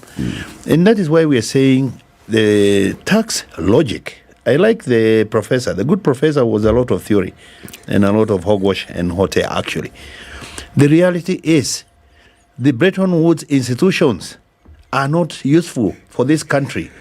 These Mzungus, the prescription they are giving us, and that's why you're seeing that capital flight for Safaricom shares, for... You look at the bourse, what is going on, 42% down. And guess what? Do you know what is happening? These guys are going to bring down all the value of the shares in these companies, all the companies. And when they are down, and our shilling is up, they'll come and buy. And they'll buy all your prized assets. And remember, their dollar now, instead of being 100 bob, is 200 shillings. So their dollar will go further and buy you out. And all these assets will go to those Mzungus. I hear you almost saying, David, as though there's no desire that, all right, that there's a cry. I mean, you'd have to be deaf, dumb, and blind not to be able to see or hear or perceive what the cries of Kenyans are at the moment. But I almost hear you saying as though even through these talks, which was supposed exactly from the beginning to deal with this as the number one issue, that so those talks then were absolutely useless when it came to dealing with that because it hasn't revealed or realized anything. But I also hear you saying that government, with the mechanisms that it has to then be able to deal with these things, has no desire to. They don't. And if you remember, when COVID came, there were certain interventions by government, by the Uhuru administration, to cushion people, including salaried workers, including the jobless, where they created work in the mtaani, including reducing VAT from 16 to 8 to cushion the vulnerable because COVID was a lockdown. I shudder to think how these guys would have dealt with a situation like COVID if the El Nino, what we are seeing now, is how they are trying to handle. And you see, these guys, incidentally, have always been part and parcel of this government. Ruto transited from a deputy president to the president. When he went to Kasarani, he went in as deputy president. He came out as president. And then you have people telling you about the previous regime. Ishongwa was the chairman of budget for the longest. Duale was a majority leader. These guys, how they transitioned to become the opposition, and the opposition became the government candidate, is amazing, you know? And they crafted this thing in a way that they were able to blindfold people, and people were like in a haze. And today, the people are waking up. I completely agree with you, David. And that's why I even look at these particular talks, okay? Yeah. These are talks in which the opposition said, look, things are not right. And we must have a conversation. Right. We must talk. Forced the other guys onto a conversation table. A legal, legitimate process endorsed by Parliament. Not any other that you could come and say, but who are those people who are talking? Well, no. This is a parliamentary process where the opposition and government are told, go sit, decide, agree on your agenda, agree on the issues to discuss, come to us as Parliament with the way forward. They come out with a report, and immediately after the report, one side of these talks starts pointing fingers at the other side. This was a joint equal number representation committee. Yes. I am sitting here and wondering, where is the sincerity in Azimio releasing us? How many pages was that statement yesterday? So many pages saying, we went there, we tried to do this, we tried to tell them, those guys were stubborn, but you came out with a report and said, this is a joint report. This smacks of insincerity to me, David. To be fair, the Honorable Mother Karua and Eugenia Wamalwa, who was a member of that team, yes, and our own Secretary General, Jeremiah Kioni, yes, who was the head of the technical, they voiced reservations, all right, about the outcome and the after product. The outcome. Yes, But remember, there's a secretariat, yes, and there's a technical team, yes, and then there's the team, the summit, that is negotiating. Yes, yes. I think where we are at now is not so much about the outcome in terms of the product, is the how, is the mechanics. All right, fine. So we are where we are. Look at the proposals. Create the position of a leader of opposition. Yes. Entrench the prime cabinet secretary. That is dealing with the executive, and it is there in the constitution. Anything that touches on the form of government has to go to the people. Yeah. In a referendum. Yes. And that is what Jacob was saying yesterday. Fine, it may not be, but let us ask the people what they think. Because you have said rightly about parliament. Mm-hmm. There are three arms of government: the executive, the legislature, and the National Assembly, plus Senate now. Arms of government, judiciary. Judiciary, yeah, the legislature, and the executive. Yes. Of the three, it is the legislature which is the most powerful. And both sides, whether you're in government or you're in the opposition, because you make the law. Yes. And you give the executive the money. Yes. The judiciary just interprets the law. And in fact, they want to know what was the intention of Parliament when they were passing this law for the judiciary to interpret. Executive executes. And if the Parliament says we won't give you money, they don't give you money. Hold on. Let's go slowly. The reason I'm saying this is because even this Parliament, their power is donated. If you read the Constitution, the supremacy in the Constitution is Wanjiku. With us, the people, yes. It is the people. Yes. So they go there to represent the people. Yes. And that is why, even as you say, there were groups of people who came to bomb us for the dialogue thing. At the end of the day, some of these very fundamental things need to go back to that same Wanjiku who has given you. Why the late realization? The report that came out of the National Dialogue Committee did not say referendum. It did not. It didn't. And that is one of the problems we are having with it. The co-chair of this is a senior counsel, Kalonzo Musyoka. Right. A member of this, from the Azimio side, is a senior counsel of Congo Mugen. Right. Another member of this is seasoned lawyer. Jeremiah Kioni. No. Even Wamalwa. Eugene Wamalwa. Right. These are lawyers. Right. It has kept them. Martha is a lawyer. Kioni is a lawyer. Martha is Okoh at the summit. Kioni, who is the legal, the head of the legal technical team, right, is a lawyer. Right. It has kept them. They raised the issue. So why isn't it in the report? It is not in the report because we are looking at the mechanics. First, you give the report to Parliament. And by the way, who tells you Parliament will pass it? Nobody knows. But because we know this Parliament, all right, we expect that this Parliament will pass it. David, all there's right? something you talk about donation of power. Yes, by when we Wanjiku. say, yes, donation of power to the legislature to be able to do 1, 2, 3 and representation of its people. Yes. But I keep going back to this, that we do not see that, unfortunately. The representation of people, even if it is on one thing. And interestingly enough, one of the members here, Opio Wandai, was here, and we said, you know what, you've had this conversation for the last 2 months. We have not heard until the very last kicks of a dying horse moment. We did not hear that the cost of living was brought into the conversation. Really not.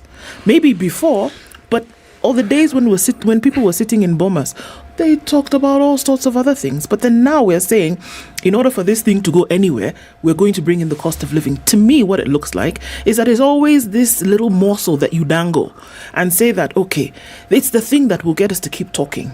Let's throw in the cost of living and the lives of Kenyans because it looks like it's something that is tasty and people want to snack on.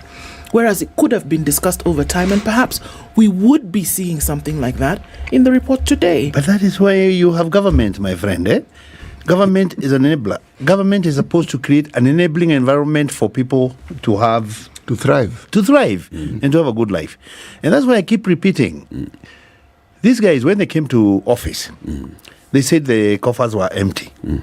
There has never ever been money in a store where you go in to find money. When Kibaki took over, and they have always said they wanted to be like Kibaki, on a wheelchair, when he was being sworn in, he announced free primary education. children to go to school on Monday. He was on in on a Saturday. To go to school on a Monday. 1 million children went to school. He hit the ground running. He knew there was no money. The more economy was 190 billion. There was no money anywhere. All right? And he dealt with it as he moved along. Yes. I saw people wanting to go out there and pay taxes. My own father, I saw him at Times Tower queuing to go and pay tax. All right? Today, and this is the thing you should have asked our good Minister for Treasury yesterday, is how is KRA performing? Are they hitting their target? Or are people becoming engineers in ways of trying to avoid to pay the taxes because they are not reasonable? And then the other thing, are people having confidence that these taxes that they are raising are going to do the work for which they are designed, or are they going into people's pockets? What with all these scandals that we are hearing every other day? And they're in billions this time, eh? They're not in small hundreds of millions, all right? KNTC is alive. G2G Mafuta is alive. And people are like, okay, we can pay tax as long as we know where the money is going and what the tax is going to do for us. And that is why the Kibaki regime worked. He moved it from 190 billion to 700 billion. By the time he left, Kibaki had a 5 trillion economy. By the time he left, Uhuru had a 13 trillion economy. These people were part and parcel of that Uhuru. In fact, Raila has never been a part of the Jubilee administration or the Uhuru government. He just made it possible for Uhuru he was just a brother. to work. Let's take a break. 25 minutes to 8. David Murathe is the National Vice Chairman of the Jubilee Party. He's our guest today. David, as we go into this break, tell him about Emirates. Yes, the time. Flying, business or economy? I'm now the acting chairman. I'm not vice chairman. You're the acting chairman. Acting. Of the Jubilee Party. Yes. Very good. Okay. Those guys were given jobs. They refused. We all love a holiday, don't we, David? But with a long flight ahead, you need plenty to keep you entertained. Once you see the endless entertainment on board Emirates, you might wish your flight was just a little bit longer. So imagine this. You get on board, you sit back, you relax, and then you can tune into one of the over 5,000 channels that are available. And it could be the latest blockbuster from Hollywood or a comedy set or even live sports. And you can sit and watch it all from the biggest screens in the sky. Or if it's music that is your thing, you can create your own playlist and your favorite musics or even good old classics. You get so much more when you fly on Emirates. Emirates, so much more. This is the Situation Room, the only way to start your day. Get ready for the festive season with Tease the Season. Join us at the Junction Mall rooftop on the 8th, 9th and 10th of December at 6 p.m. for a magical Kenyan Christmas experience. The show is directed by Atemi Oyungu and Lisa Oduor Noah and features some of your favorite artists, including Chris Adwar, Kendi Nkonge, and Manasseh Shalom. We also have new voices to introduce to you this year, but that's not all. On Saturday and Sunday from noon, we have a pop-up Christmas market for you to enjoy. Make sure you don't miss out on this incredible event and get your tickets now at ticketsasa.com. Advanced tickets are available for $1,700, while gate tickets are available for $2,200. Tease the season, a very Kenyan Christmas.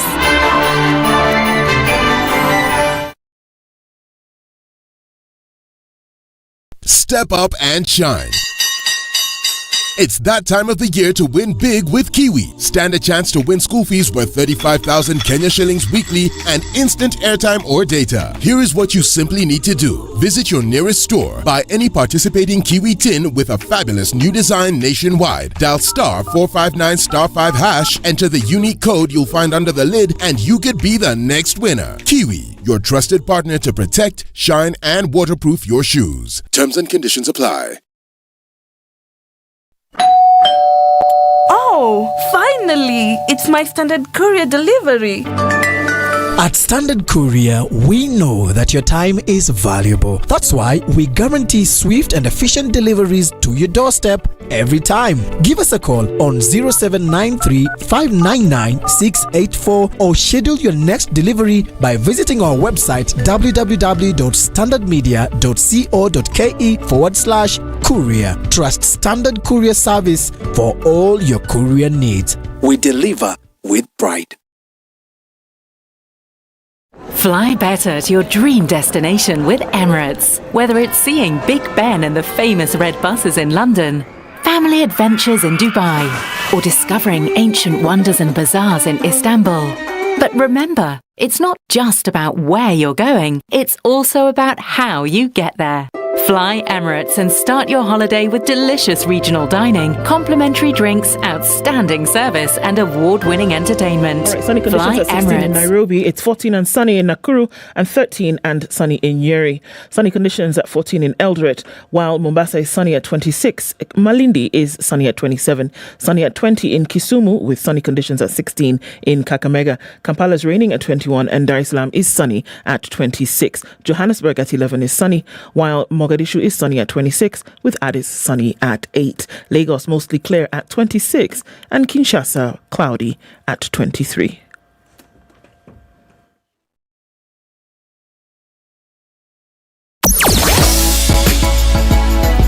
Sugar and spice and everything nice. Spice FM. Spice up your life. All right, not much to deal with this morning in terms of traffic. Some of it heavy coming off of Jogo Road, and Huru Highway starting to build up with that comes in from Mombasa Road. And the Raila Odinga Way takes on some of what's coming off of Langata Road, just to build up, trying to find an easier route into the city. On the Thika Superhighway, it's heavy as well, trickling in through from the GSU and Outer Ring Junction, and then out towards Survey. Kiambu Road, traffic as well as coming in on Limuru Road this morning. Still, nothing major to contend with. Keeping an eye on things this morning. We'll talk on SpiceFM, KE on X. Are you ready? Okay. Spice FM. Mature, intelligent talk every morning. Spice up yourself.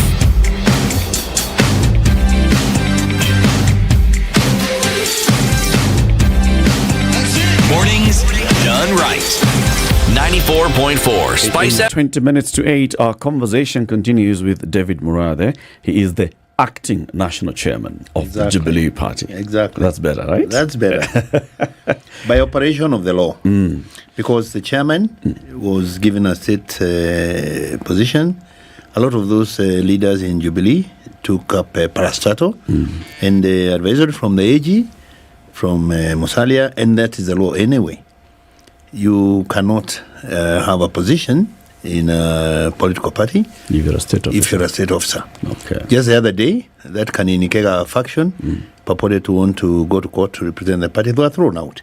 And it is the court found that the NEC of March 2022, the officials who were elected at that NDC are the bona fide. So Kioni, SG, Murade vice chair. And Murade being vice chair, when the chair is not there, Murade is the acting chair. Acting chair. Okay. Party leader is not disputed. Party leader is not disputed. Not anymore. Has never been. Those were shenanigans. Those were games. Look at what they did in Parliament, purporting to create a parallel whip.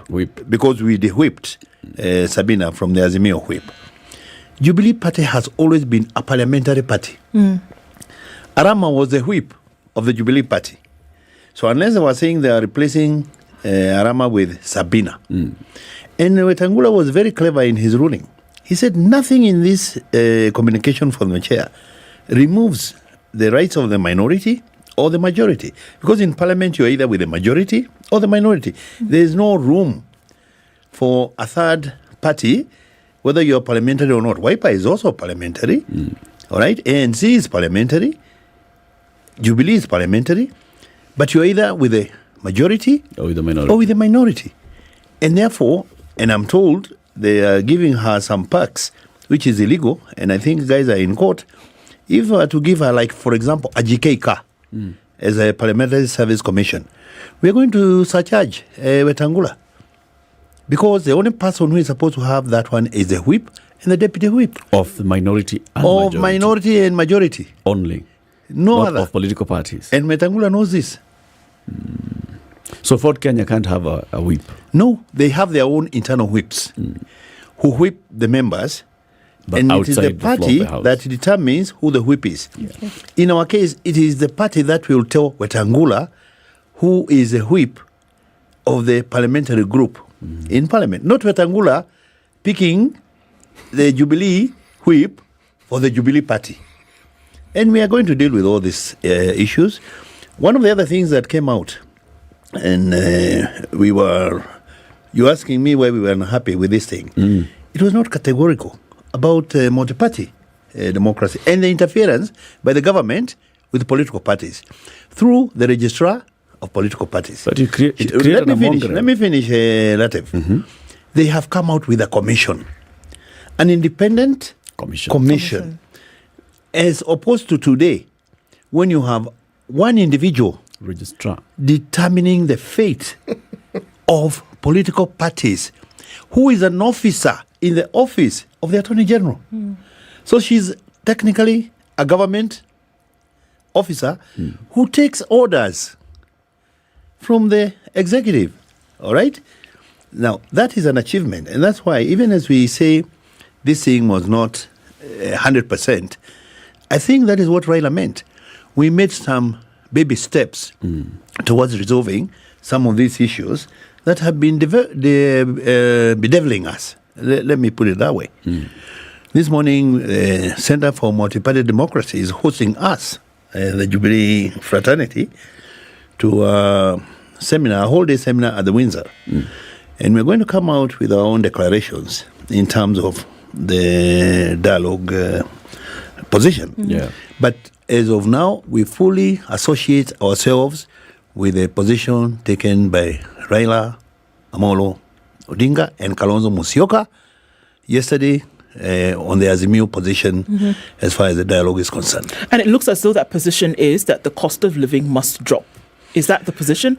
Or are we looking at other things coming into play here when it comes to the end result of these dialogues, of these talks? Something else must happen in order for the report to then be acceptable? And if so, what is that? Like I told you, this report will go to Parliament. And you know this Parliament will pass it. What we're saying is that sometimes you are looking for 100%. And if you get 60 or 70%, you don't say the glass is half empty. You look at the glass as half full. And then you fight for the other half to fill it up. And we have time. And between now and the next dispensation, we are going to be able to use some of these arguments to bring down this government. We actually don't even believe they won this election. It's like they were not even ready to govern this country. And that is why you are finding a lot of those things that are like clueless, all right? Empty. When you say, but David, when you say bring down the government, what does that mean exactly? What are we talking about here? Because it sounds almost... There comes a time when the people say enough is enough, right? There are so many ways of bringing down a government. One of the ways is civil disobedience, all right? People can simply refuse to pay tax. And that's why I'm saying you should have asked the Minister for Finance what are his realities, deliverables. What are his targets and what has he achieved? Because the numbers that we're having is that the KRA, despite all these increments in taxation measures and whatever, has fallen far short of the targets for revenue collection. And the minute that happens, and they grind, of course, they're getting a lot of help from their Muzungu friends.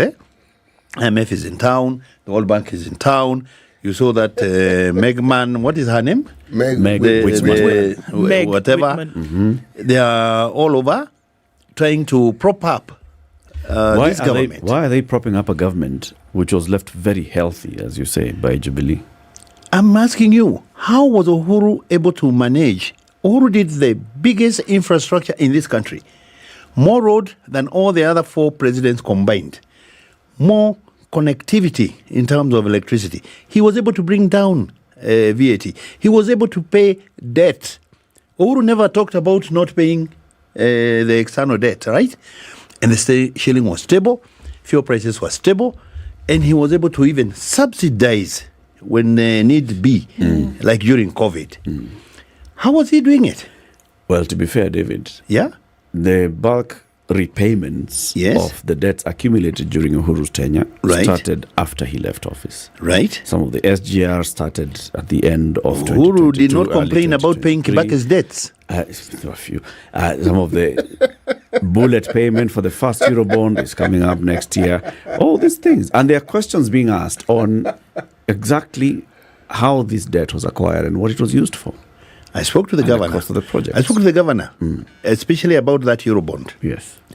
This governor was a PS for the Treasury when this Eurobond was procured. Was happening. Thuge. Fortunately, the Minister for Finance today was a CBK governor not too long ago. So it's not like these people are strangers to the goings on. The former governor was an IMF, Dr. Njoroge, right? So it's not that people have come from the sky. These are the same people. In fact, you should call Thuge here as a governor of Central Bank because he was a PS for the Treasury for him to explain to you that question about the Eurobond, how it was procured, where it went, what it did, and now it's due for repayment. He's the one to pay with his friend Jogon Ndongo. And they should not be trying to tell us at one bullet. Kwani all this time they were not prepared for it? Did they just wake up and realize we need to do a bullet payment for the Eurobond? If you borrow, you have to have a plan of how you're going to. Was there a plan? Oh, yes, there was a plan. Since 2014, yes, when the Uhuru administration took this first Eurobond, was there a plan on how it was going to be repaid? Exactly. Because it was not supposed to go into consumption. It was going to create, you see the infrastructure you see all around you. These are enablers. Where you go to Nyandarua today and you can bring your milk to the market and your potatoes to the market. Yes. All right? These are not tangibles. What he was calling, Ndongo was calling it something that it is not money you see now here. It is the effects of, of the project. Effect. Look at SGR. All right? It was not even Uhuru's project. It was Kibaki's project. Some of these things, look at the infrastructure around, which have all stalled. Do you know that?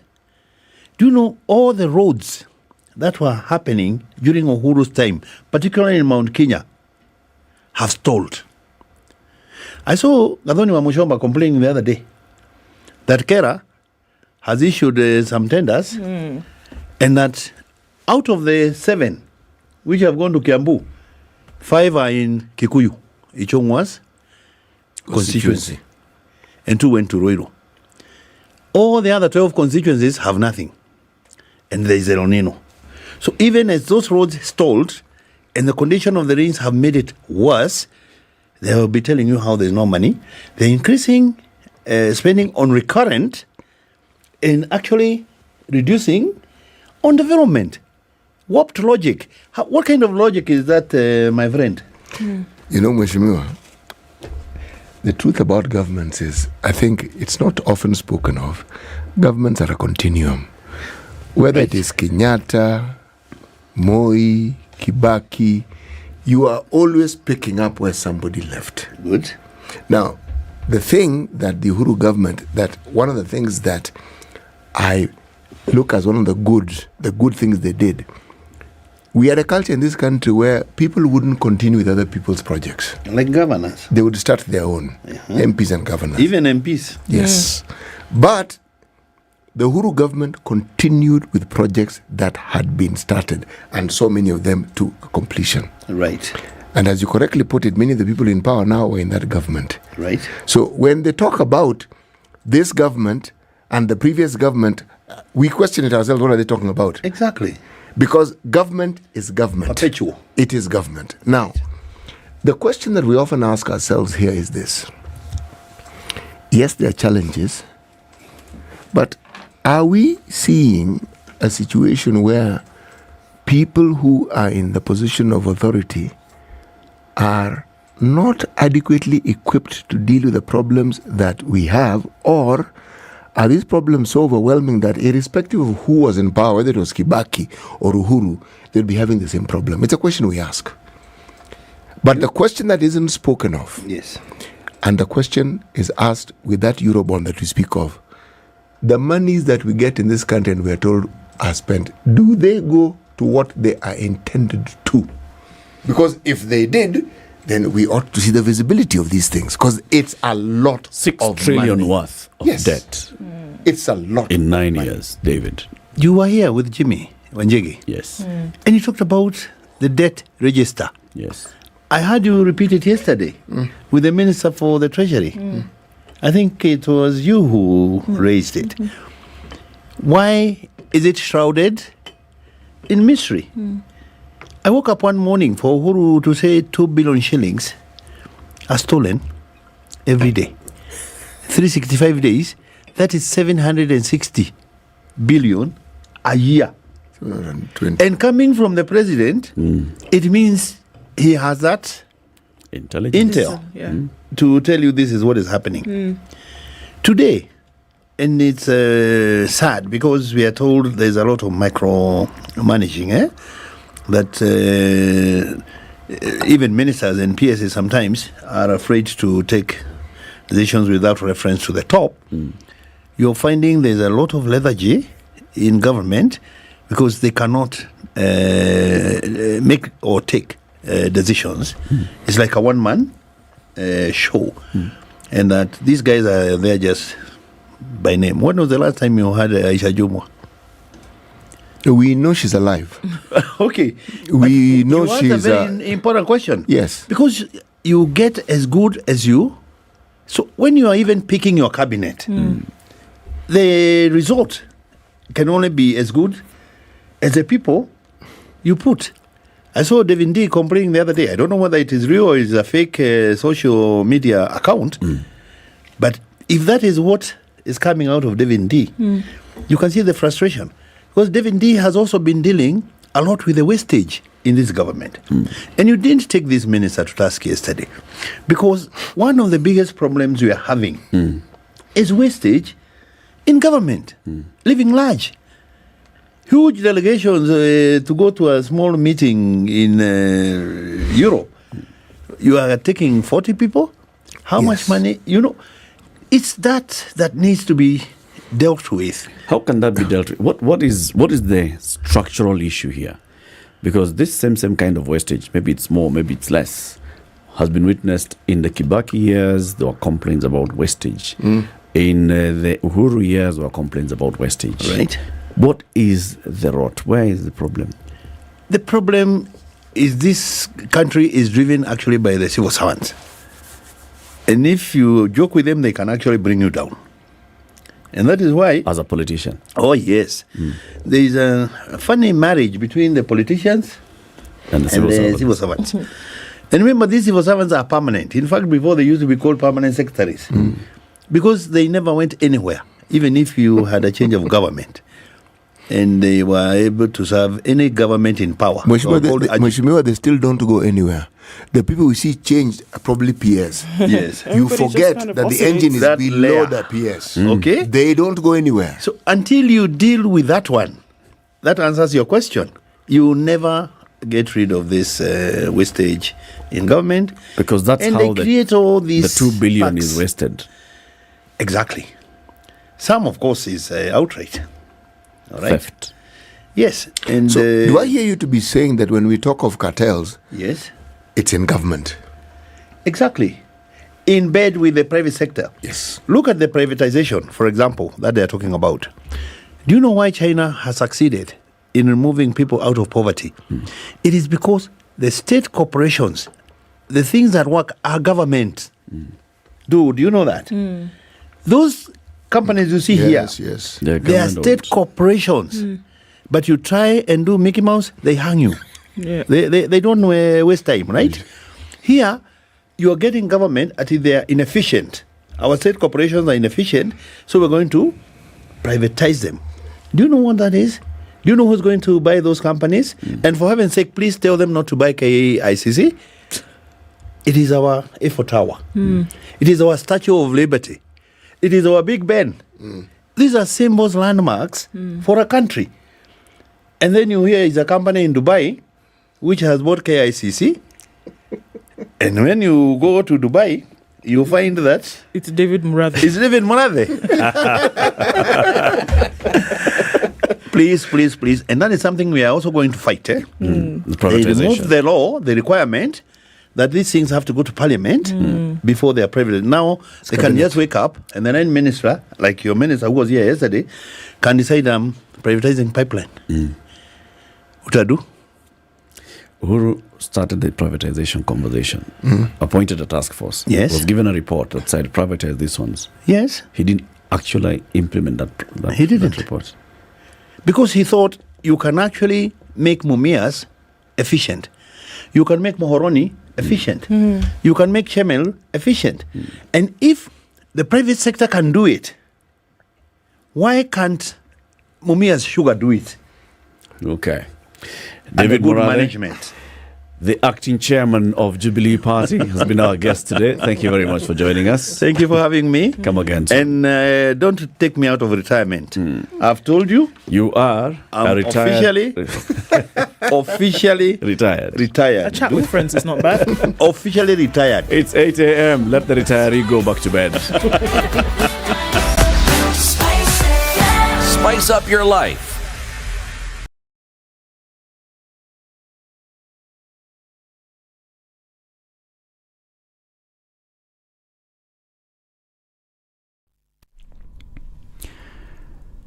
Good morning, this is News. I am Dennis Aseto. The High Court has declined to stop the ongoing Form 1 selection pending the hearing of the 3 cases petitioning the 2023 KCPE results. Justice Lawrence Mugambi instead ordered for the cases to be heard on February 7th next year, and that the petitioners serve the Education CS, Machogu and NEC with their pleadings within 14 days. Meanwhile, NAT has questioned the NEC's role in overseeing the results after several irregularities were reported in the results. Trans-Nzoia SG George Wanjala says the council hurried in announcing the results before counter-checking them. Matokeo yametoka, lakini kumekuwa na wrong placement. Kwa mfano, mtoto alifanya Kiswahili na matokeo yanayotoka anapewa matokeo ya Kenya Sign Language. Tunauliza the Kenya National Examination Council, hii haraka ni ya nini? Is the country ending? Tuna wasiwasi na uongozi wa the Kenya National Examination Council. This is not just a test. This is a serious examination ambayo inaenda ku determine the placement of this child in the next level of education. Kwa hivyo the Kenya National Examination Council kama imeshindwa na kazi, they should pack up and go. Ili tuwe na wale watu ambao wanafanya kazi kwa uadilifu, so that the Kenya National Examination Council regains its credibility. The government has been urged not to evict Nyeri residents from their land. The residents who occupied the piece of land under contention for 13 years say that they acquired it legally and that they'll not cede any ground. They have in the meantime cautioned individuals duping them into parting with money in order to be spared to desist. This even comes as a court order halted the eviction deadline of December 31st, awaiting a court ruling on the way forward that's set for January 29th next year. Na sisi hatuko tayari kutoka mahali hapa kwa sababu sisi ni watu wa serikali. Sababu sisi tuko na kilio kwa serikali yetu ambayo tumechagua. Mama mboga yuko hapa, kijana wa bodaboda yuko hapa. Kwanza wakati wa El Nino wanaambiwa wahame. So I'm urging the current government to go and peruse what is entails as per the limitation of section 32 and 34 of the property law concerning our possession. I think we are in the right place and we exhausted that issue when we are in court. Wamesema tiraya ondoke. Atuondoki. Ataka.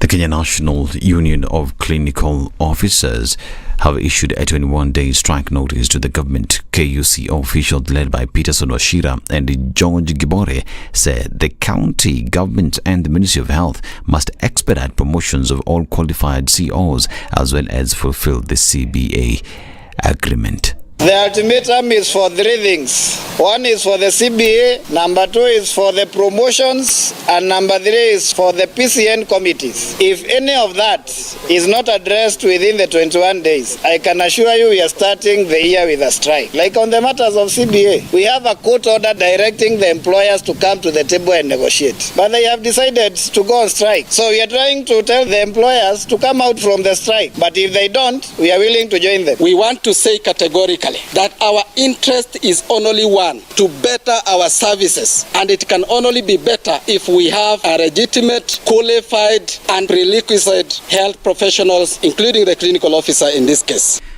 Tourism stakeholders within the coastal region have joined the growing calls for arrest and prosecution of suspects who attacked the luxurious Pinewood Beach Resort in Diani, Kwale County. More than a week after the incident happened, none of the suspects captured in the hotel's CCTV cameras have been arraigned in court for a brutal daylight attack that left many injured and property destroyed.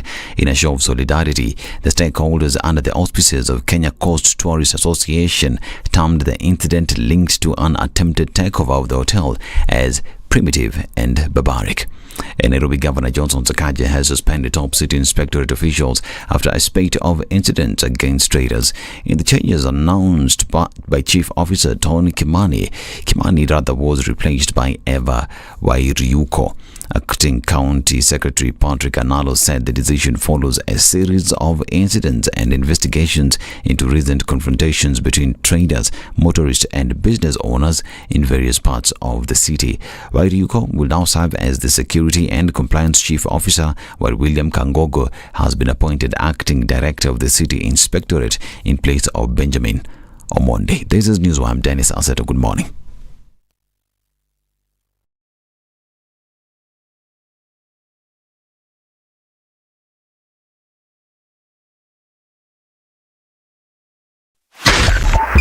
.5 Spice FM, Kisumu. So bad this morning, we're looking at a little bit of movement here and there coming off a thicker superhighway. That is coming in from Survey out towards Pangani, and Kiambu Road is also busy. Limuru Road still continuing to build, and we're seeing some movement then coming out of Westlands. It's not too bad. Gong Road also, pitter-patter of traffic starting to build up into great footsteps then on the thicker on Rilo Dinga Way, and coming in through Wayaki Way as well. It's busy. Jogo Road also started early and it's still continuing. It's expected at this time. Nothing out of whack. It shouldn't get crazier than this. We'll keep an eye on things and help us out to keep things moving as well. Let's talk on SpiceFM KE on X.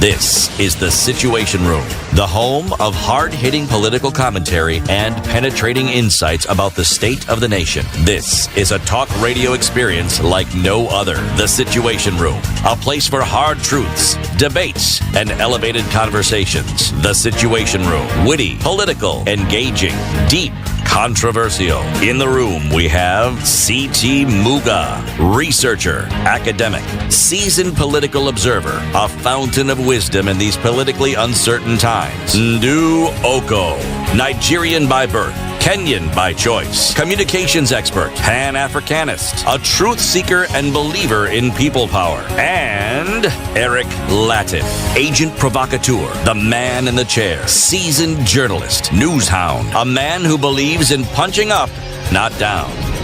This is The Situation Room, the only way to start your day. How are you doing? Welcome to the third of Kenya's biggest conversation, The Situation Room, live on Spice FM and on KGN Home and YouTube and Facebook. Delight Nakuru by username.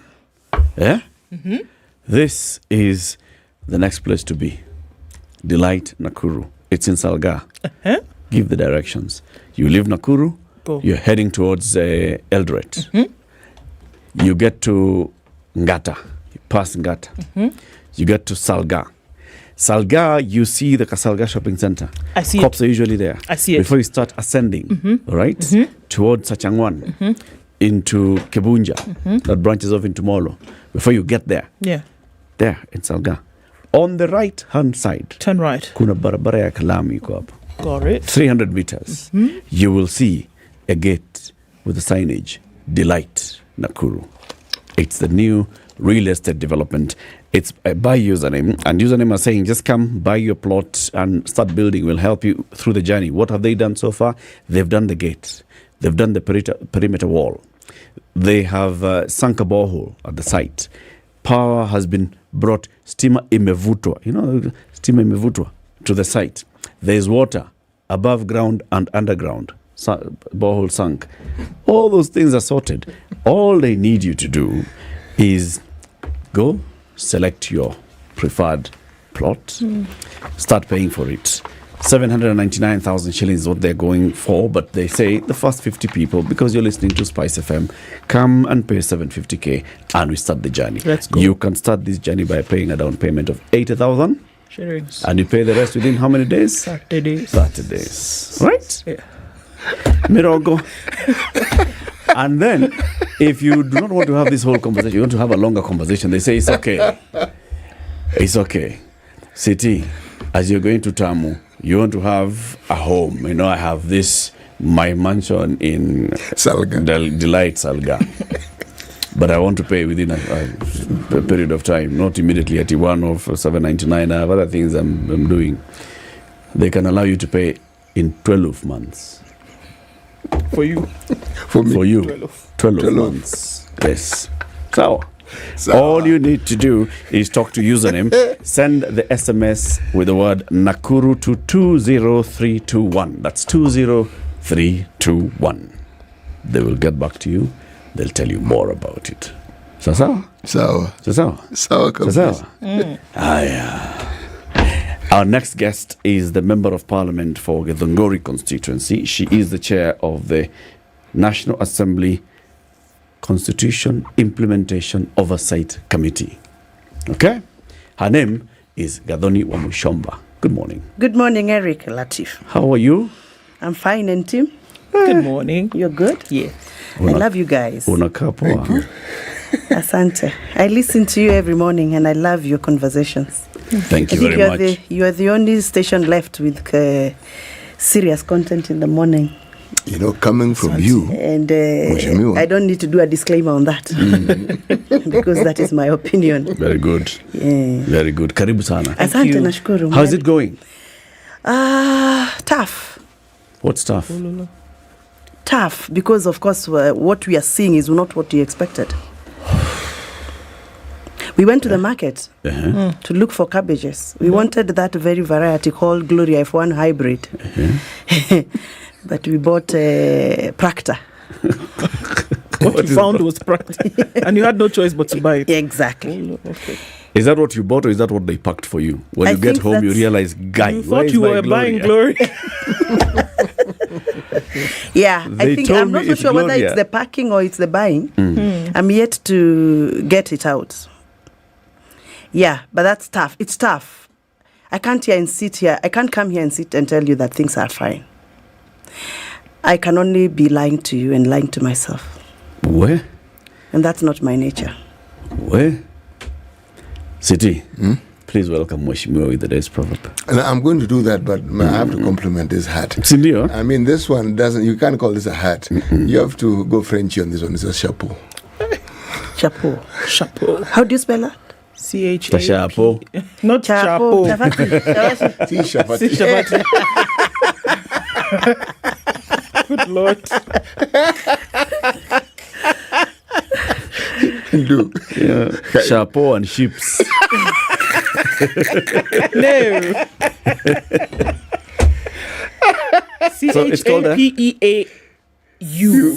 Oh, with a U. C-H-A-P-E-A-U. Okay. Chapeau.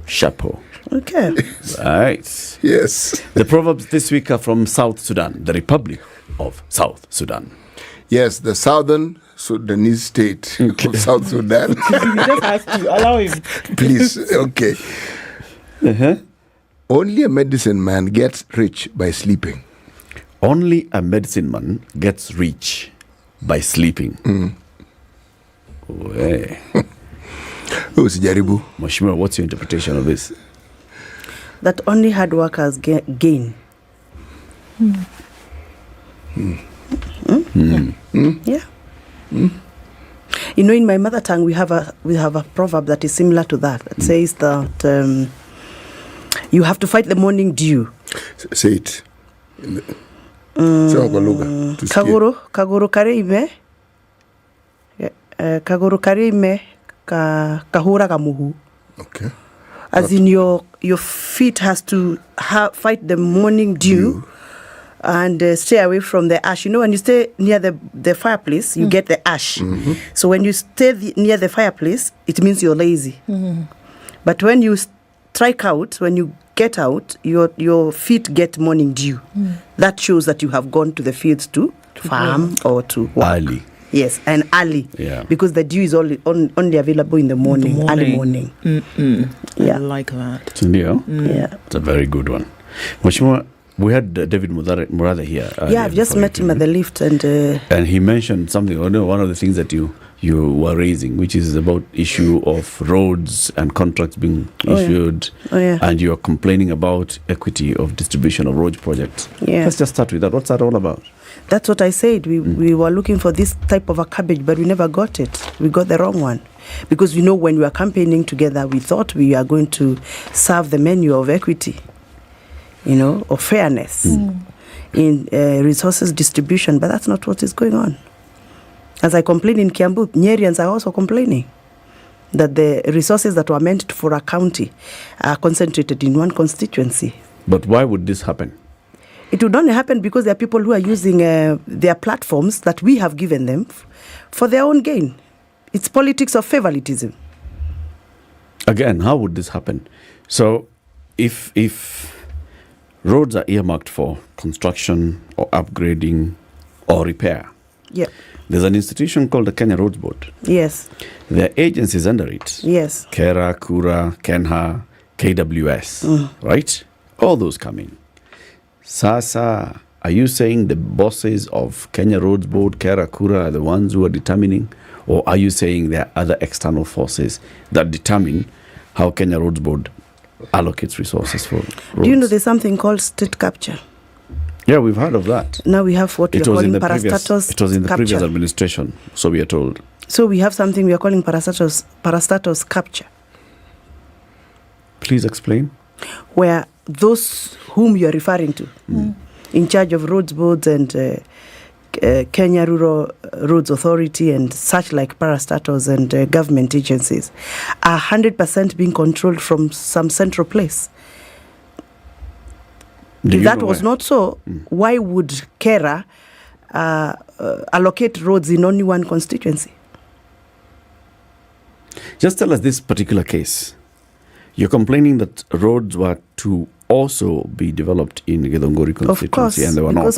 So let's go into Kiambu County. Yes. How many roads are being developed in Kiambu County and where? What should happen is that we allocate monies for roads based on the needs. So I will give out my very critical areas through a public participation, and we have created what we call the constituency roads advisory committees at the sub-county level. And these sub-county level committees meet, they select the roads that need to be worked on, hand them over to the regional office, and the regional office hands over those needs to the headquarters. So budgets should be designed to make sure that the needs that are coming from the sub-county level are arrested or are taken care of. So when we do all this and then we just see a national advertisement in the newspaper or at the websites that your roads are nowhere to be factored or are not being factored, and some roads somewhere are the ones receiving all the money, then you sit and wonder. And when you ask around, it looks like it is who calls shots, where. And that's what really made me upset as a leader, as a representative of the people, and I decided to protest. And I will continue protesting.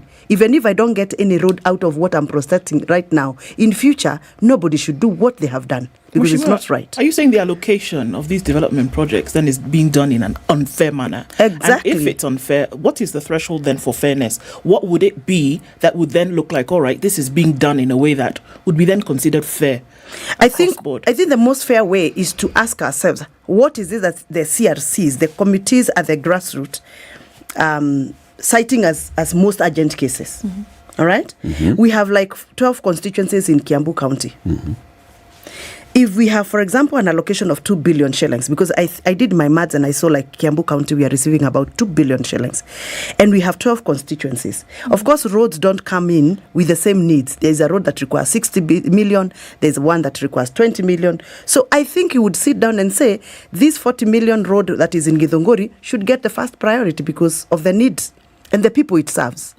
But it is not right for us to sit and say there is no specific road in Githunguri that requires tarmac, and the only roads that are surviving that requires tarmac are in Kikuyu constituency. Honestly, that is not fair. Yeah.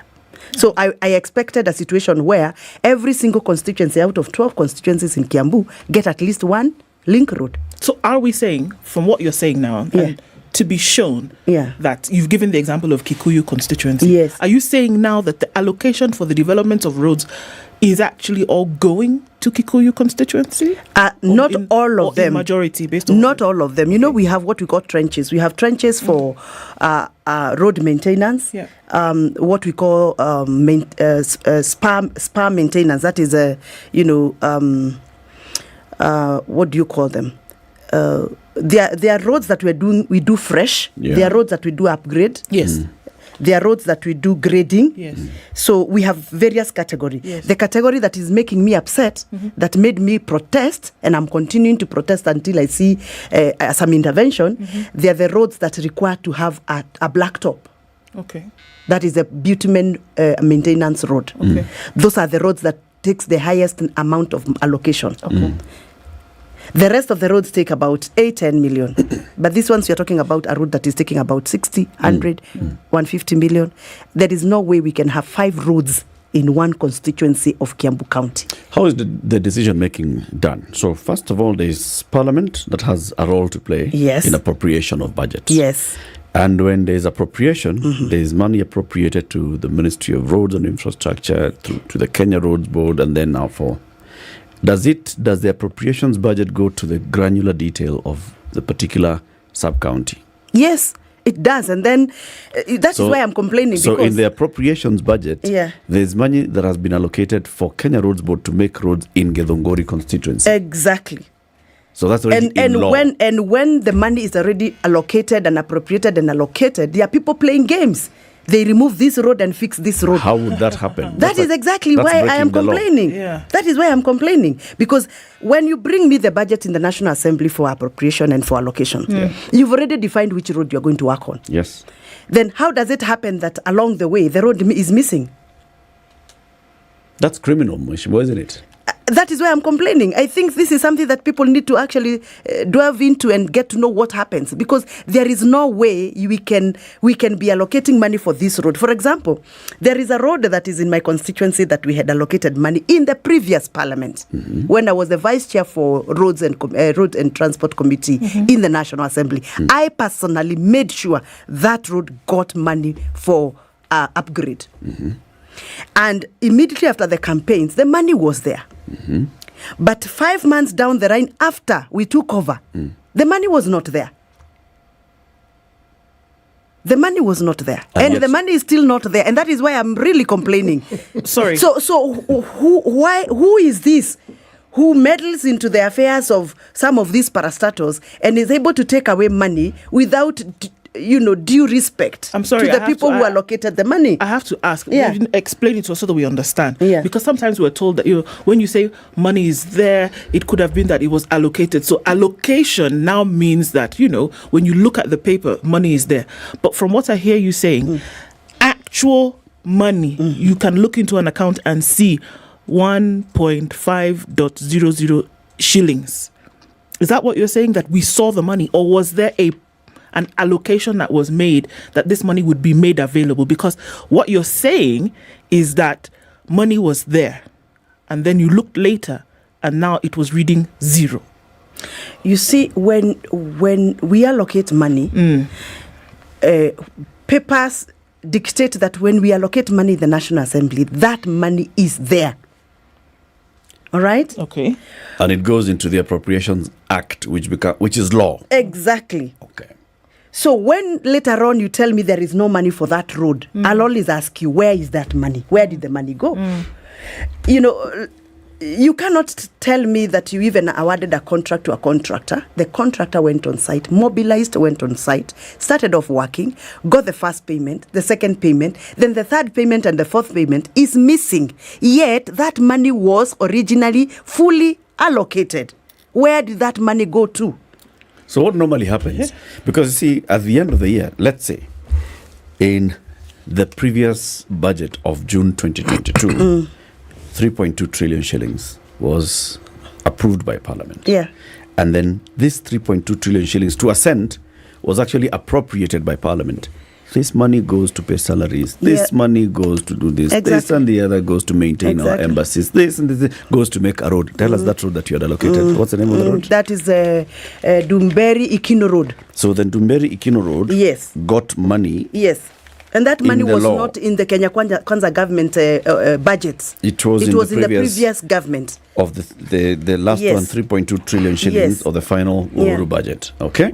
So it's there. And this is the basis upon which Kenya Roads Board and the Kenya Rural Roads Authority then should advertise for this particular road. So when they don't advertise for this road, and maybe it had been allocated 60 million shillings, what happens with the 60 million shillings? Because at the end of the year, 3.2 trillion shillings will have been spent anyway. The irregularity of you deciding that this 60 million that was supposed to go to this road should go to this other road is what is making us complain. And even that is provided for in law, which is called the supplementary. Supplementary budget comes and says, okay, we had initially planned for 60 million shillings to go to Dumberi Ikino, but now we have floods. So instead of doing this road this year, let's take this 60 million shillings and go and buy blankets and for people in Kitui. Should that happen, then you should, before you admit a new road, you should first of all revisit the old roads that you denied allocations. Okay. Are we together? Yes. So my reasoning is, before you lump up 5 roads in Kikuyu constituency, you should come to Githunguri and ask us, or ask yourself, what was on the table that was allocated? What was on the table that the contractor is already on site? And what is the deficit before we take in a fresh road? Okay. Are we together? So let's go with the questions. Yeah. So we have established that if initially the budget allocates 60 million shillings for Dumberi Ikino Road. Yes. If the only way this money can be removed is by going back to Parliament and Parliament passing a supplementary budget that moves this money from Dumberi Ikino to something else. Is there any supplementary budget that has moved money from your constituencies to something else? No, not that I'm aware. Are you sure, Mwashima? Yes, I am. 100%. So then why is the criminality? Who's doing these games? I don't know. Outside the law. I'm asking like you're asking. Because as a lawmaker, I am not an investigative body. And that is why I'm screaming very loudly, because these are malpractices that must stop.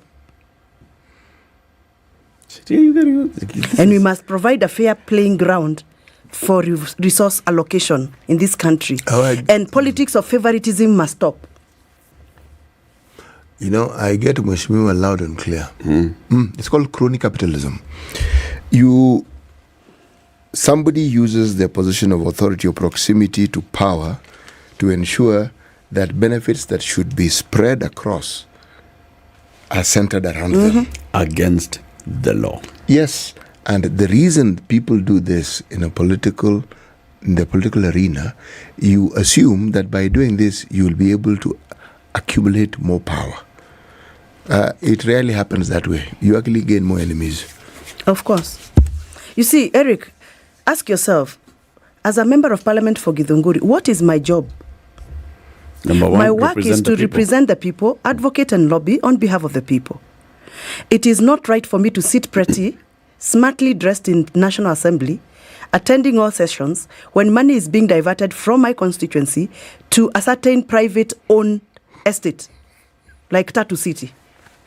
Why would Tatu City get a road worth 63 million when my people in Rioki Karia, who produces milk, are suffering? They cannot actually transport their milk where they're supposed to because of the road and network. Year in, year out, we have been putting Karia-Rioki Road as a priority road.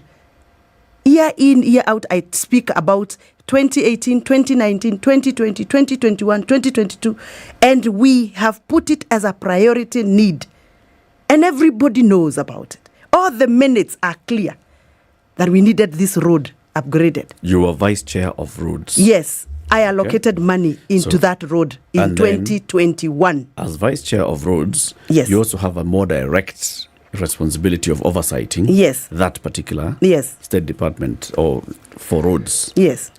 What questions did you ask? What answers did you get? I was told that you see, like I told you, we have so many categories of roads. There is the Maram upgrade, there is the grading, just using a grader. There is the linking roads. There is what we call the Class A, Class B, Class C. Whenever you go to allocate money, you have to allocate money from the right category. Are we together? Yeah.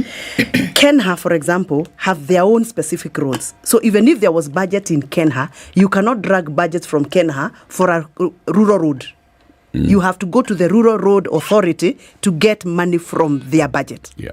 So this road, Karia-Rioki Road, has a problem because this road's classification has issues.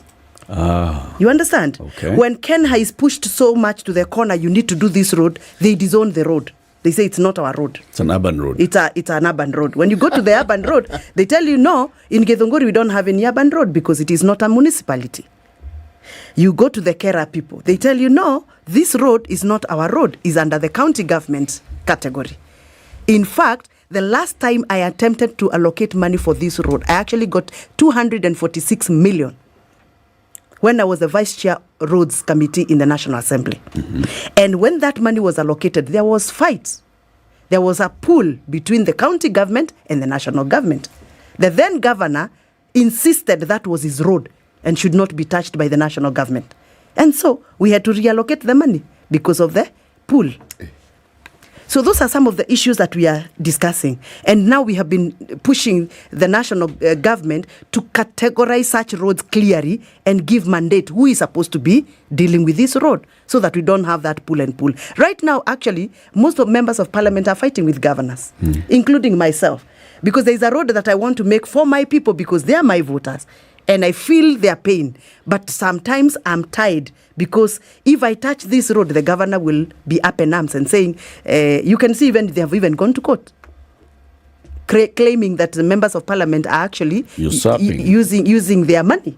So those are the issues that I think we need to sort out. But the issue of a road that has been allocated money and the appropriated money and the money is diverted to another road because of some politics interest, I think that is something that personally I cannot keep quiet. I don't understand something here. Yeah. When money is issued, those who issue money have a very clear idea what they're issuing the money for, don't they?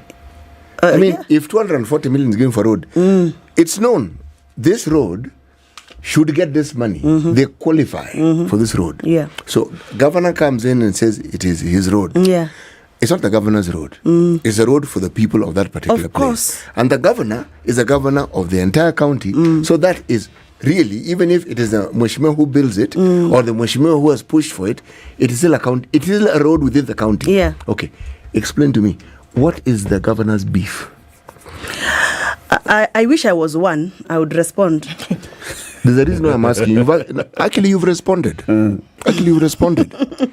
Because I don't also understand why you would have a problem if I make a road and it is in your county and you're the governor. The same things we have with water. Sometimes I go and lobby for a borehole and water is devolved at the county level. Yes. And the governor will bring all the manner of beefs because I have brought... I'll tell you why. I've brought a borehole. There's a clear distinction of functions between national and county. I get that. This national, you give it an inch, it'll take the whole thing. The next thing they'll start now saying even health better. We've built. They've done that. They're doing it with markets. You wait. Let me tell you a scenario. Yes. I went in and lobbied for one dispensary to get some maternity beds in my constituency.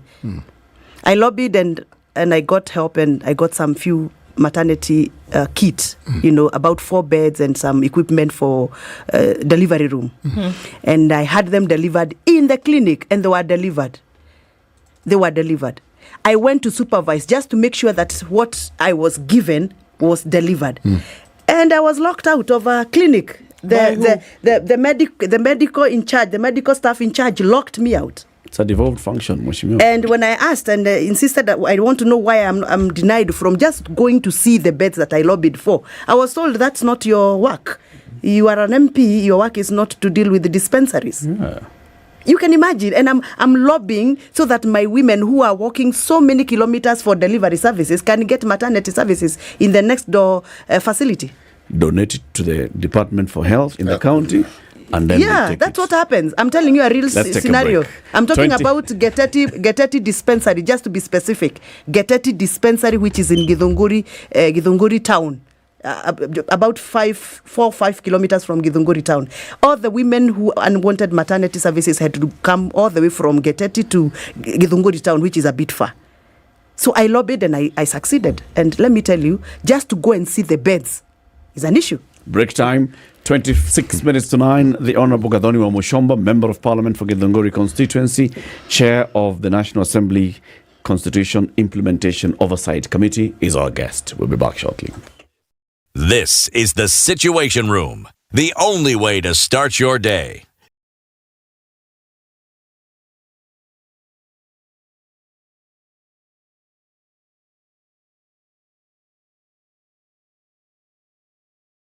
Some very nice, mature music. It really took me back to my days, and I can just feel young again and enjoy the vibes. Spice. I'm a big listener of SpiceFM. You play the best music. This is 94.4 Spice FM. Yeah! It is a jackpot, man! This is a great investment opportunity for you! You've been looking for a plot, right? The Username Investment Limited brings to you the D-Light! The D-Light is 20 minutes drive from Nakuru City, 300 meters from Salga Town. How about the price? It's an amazing offer of 799,000 Kenya shillings for an 8-acre plot. Join us for a free site visit every Wednesday and Saturday. Pick a point at Nairobi's Kencom at 7 a.m. and Nakuru West Side Mall at 8:30 a.m. To reserve your seat right now, send an SMS of the word Nakuru to 20321. Send an SMS of the word Nakuru to 20321 or call 0725 000 222.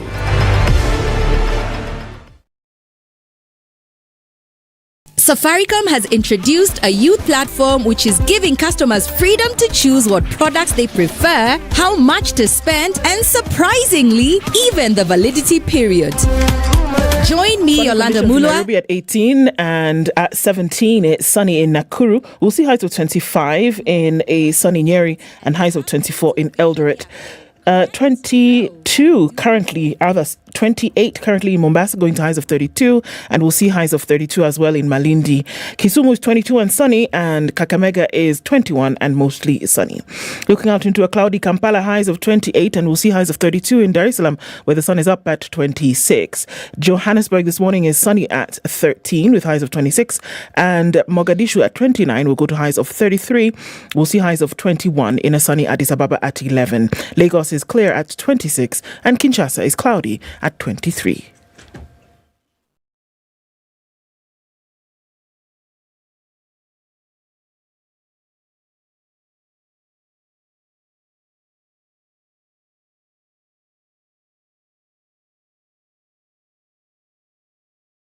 Some very nice, mature music. It really took me back to my days, and I can just feel young again and enjoy. But actually, Thursday morning traffic has not been too crazy. A little bit of it left going towards Kamkunji at that roundabout, coming off of Landis. And then as you come off Outer Ring, you should be all right for now. Jogger Road is still a beehive of activity, as it is just past Survey on the Thika Superhighway, heading out to the CBD and coming off of Kiambu Road as well. Let's take a quick look at what's going on James Gishuru. Actually, not so bad this morning. In and outbound traffic, a little bit of it just over the drift. Actually, no. There's a lot of traffic on further ahead on James Gishuru, touching with what's coming on in Mzima Springs. Slow as you get over that drift. Eye on things, let's know. SpiceFM KE on X. Spice FM. Spice up your life. Mature, intelligent talk every morning. Spice up yourself.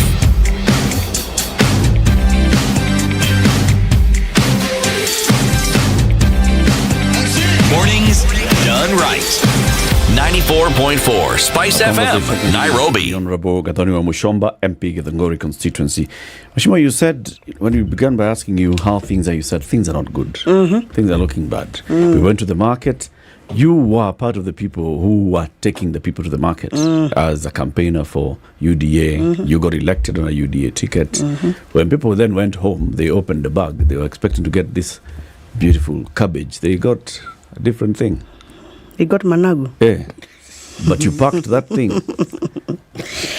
Are you saying that you also did not know what you were selling? You know, Eric, those who follow my public contributions know my position. That I personally spoke very early about what was ahead of us in terms of allow me to concentrate and particularly discuss about taxes. Because when the finance proposal, before it became a bill, was put on the table for our scrutiny as members of parliament, I objected. And I gave reasons why.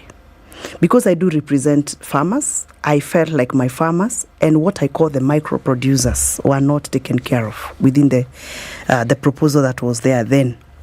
And I was promised to relax that the big boss, the owner of the proposal then, is going to make sure that he concentrates on the micro producers. And I waited. And I got very frustrated because as I waited, we progressed on empowering the proposal to become a bill, which is now a law. And all through that process, I kept speaking. I kept saying, you cannot overtax the micro producer and expect to sustain the taxation. You cannot overtax the micro producer and expect an inflow of dollars in this country. And I was labeled and branded. And I got a lot of political resistance from the political powers that are maybe in this country. And therefore, when I say that things are not as good, I know what I'm talking about. Eric, I know what I'm talking about when my farmers can no longer rear what they used to rear in their backyard. The many pigs and the many cows that we reared in Githunguri are no more. Farmers are locking up their sheds, and it is very emotional for me to walk into somebody's boma and find an empty shed. No cows, no goats, no pigs, no poultry. And when you ask them, they tell you the cost of feed is so high, they cannot sustain the productivity. If you walk into Githunguri right now, I have 4 main shopping centers, what I call small upcoming urban centers. And the many shops that have locked up, Eric, locked up means they've closed the doors. Shut down business. It is alarming. And I must speak because I'm their representative. Why are they locking them up? Why are they shutting down? Because that farmer that was supplying them with milk is no more. That farmer who was coming to buy the dairy meal is no more. So they end up closing down. Where are we going? I keep saying, and I will continue saying, it doesn't matter my political stand. Like, all of you, whenever you are interviewing me, you keep on asking me. And you remember you are an UDA MP. Being an UDA MP doesn't mean that I don't feel the pain of what my farmers are going through. I'm also a farmer, I can tell you. Before this regime, I did better than I'm doing now as a farmer. And I can tell you, we cannot sustain this, Eric. We cannot. My farmers used to produce these many kilos of coffee. After we introduce what we have introduced, the tax regime that we have introduced, most farmers are cutting down their trees. Even with those many fabulous vocabularies we are using as we talk about coffee reforms. Coffee reforms can only be a reality if I have dollars or money in my account. It doesn't matter how many trips you take to Colombia or to Brazil or to wherever. It doesn't matter. To me as a farmer, what matters, how much money do I get per kg of my coffee?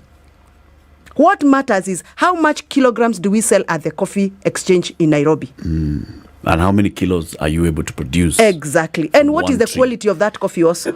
So I can tell you, my brother, it is never business as usual. When you talk about taxes, yesterday we asked the Cabinet Secretary for the National Treasury. I listened to him. About taxes. And he said, can you tell me exactly what taxes we have introduced, new ones, that would then affect that micro producer?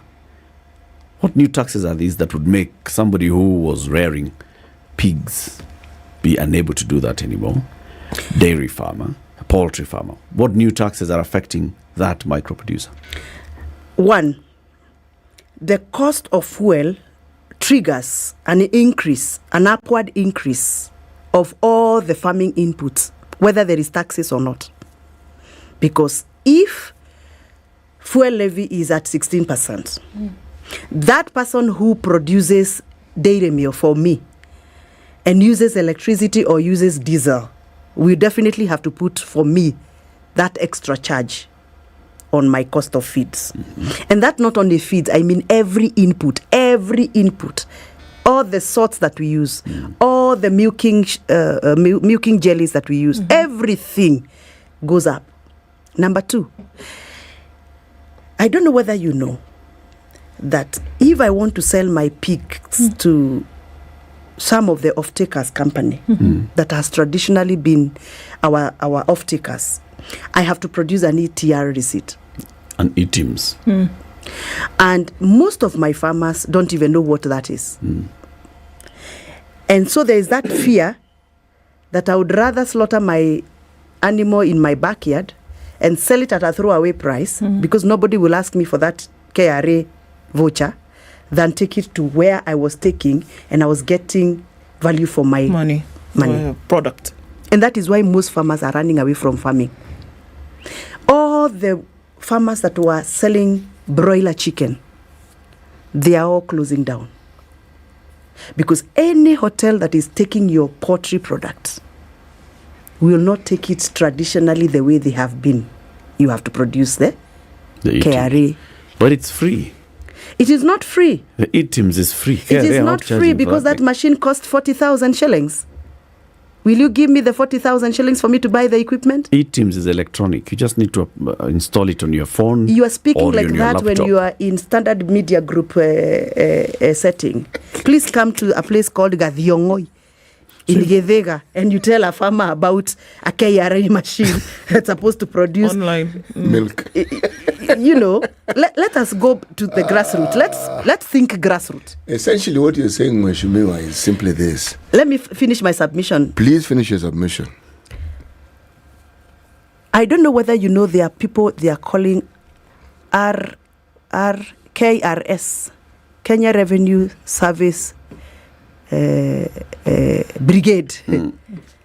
Who the are paramilitary? The paramilitary KRA tax collectors. Yeah. They look like they are small soldiers. No, they look like security guards. And they are coming in buses. When they vamia your shopping center, even if you run away, they will capture your power bill. They will capture your till, your M-Pesa till number, and they will track you down. Wait. So what is happening in my villages? And this is at the village level? Yes, this is happening yes. Okay. When people see a white bus, they are running away. Because that white bus is carrying those KRA guys. And now, what has happened right now, I am not speaking for Safaricom, but I can tell you, Safaricom is, within another 3 months, feel the pain. Because people are closing down the till numbers. They are withdrawing the till numbers from their shops. Pay cash. Because I don't want to have a till number, and this is a till number that these guys of KRA are going to come and use to track me down. So actually paying taxes in Kenya has become punitive. And that is what I said. If you remember when I submitted on the National Assembly during the voting day, I said this bill, the finance bill, was punitive, oppressive, and scandalous. Sounds to me, Mheshimiwa, that what is needed here is tax education by KRA and those in authority. To come to, give me one of those towns. Gedega. To come to Gedega and call the business community in Gedega and tell them, so this is what we'll do. We are not coming to shut you down. We are coming so that we can make you compliant. Actually, my people have no problem paying tax. Because they are not avoiding paying tax. Yeah. They just need to understand this is how we'll do an ETIMS. We'll do a roadshow where we come, we install it for you in your shop. We'll do this. These are the questions that we'll be asking. Actually, and this is the reason why we are asking that. It just sounds like it's just a lack of communication from those responsible. Actually, people have no problem paying tax. people have a problem with being penalized for the last 5 years. Yeah. Because you have never even used an ETR machine. You have never declared your zero returns. And then somebody comes and bombards you and finds you have a shop that is full of stock and tells you have a capacity to pay fines. So you are penalized for the last 5 years. Okay, so let's look at something else. So actually KRA is not making money out of the existing capacity to pay tax. They are actually making money from penalties. From penalties, okay. And that is what farmers are running away from, because most of them have not been declaring their returns. Please tell your farmers KRA has a moratorium. What are they calling it? On that. For a while until on people fines and penalties. Just pay the premium. Can the principal amount. The issue. I cut you short. Yeah. No, it's all right. I'm used to being cut short. Ndu, please continue. Oh, yes. I mean, I'm looking at these levies and these taxes, and something else also that you have been vocal about is the housing levy. We know that all of this is in court right now, and maybe or maybe not. The CS has said we're going to continue collecting until and unless, whenever we are told to. It's going to continue. You've been vocal about that as well. Is it a pain point, and how so? I think I was a bit confused when I listened to the judgments, because I didn't know what the court really wanted. Because you can't tell me this is unconstitutional and then you tell me continue paying what is unconstitutional. So I am still looking for somebody to help me interpret that judgment.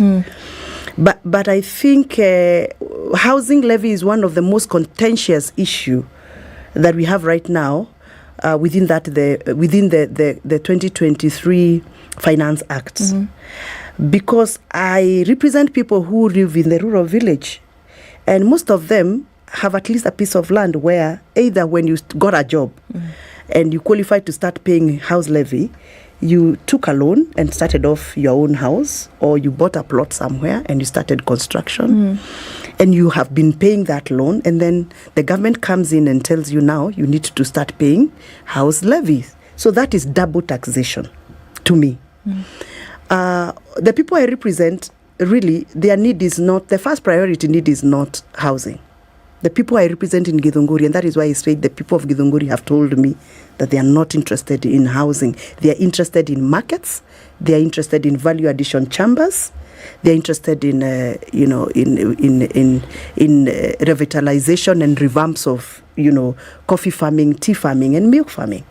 So the issue of housing levy to me is an issue that even if the courts don't sort us out now, in future, it will be one of the biggest campaign topic, even for the next government that will ever come.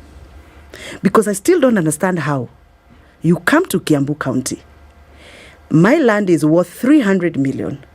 You want me to hand you over this land without any form of agreement between you, the off-taker, and the owner. And you bring in a foreigner, and you want maybe that foreigner to be the contractor and the person to sell off these houses and take over the management of these houses in posterity. What is my role as the owner of that land?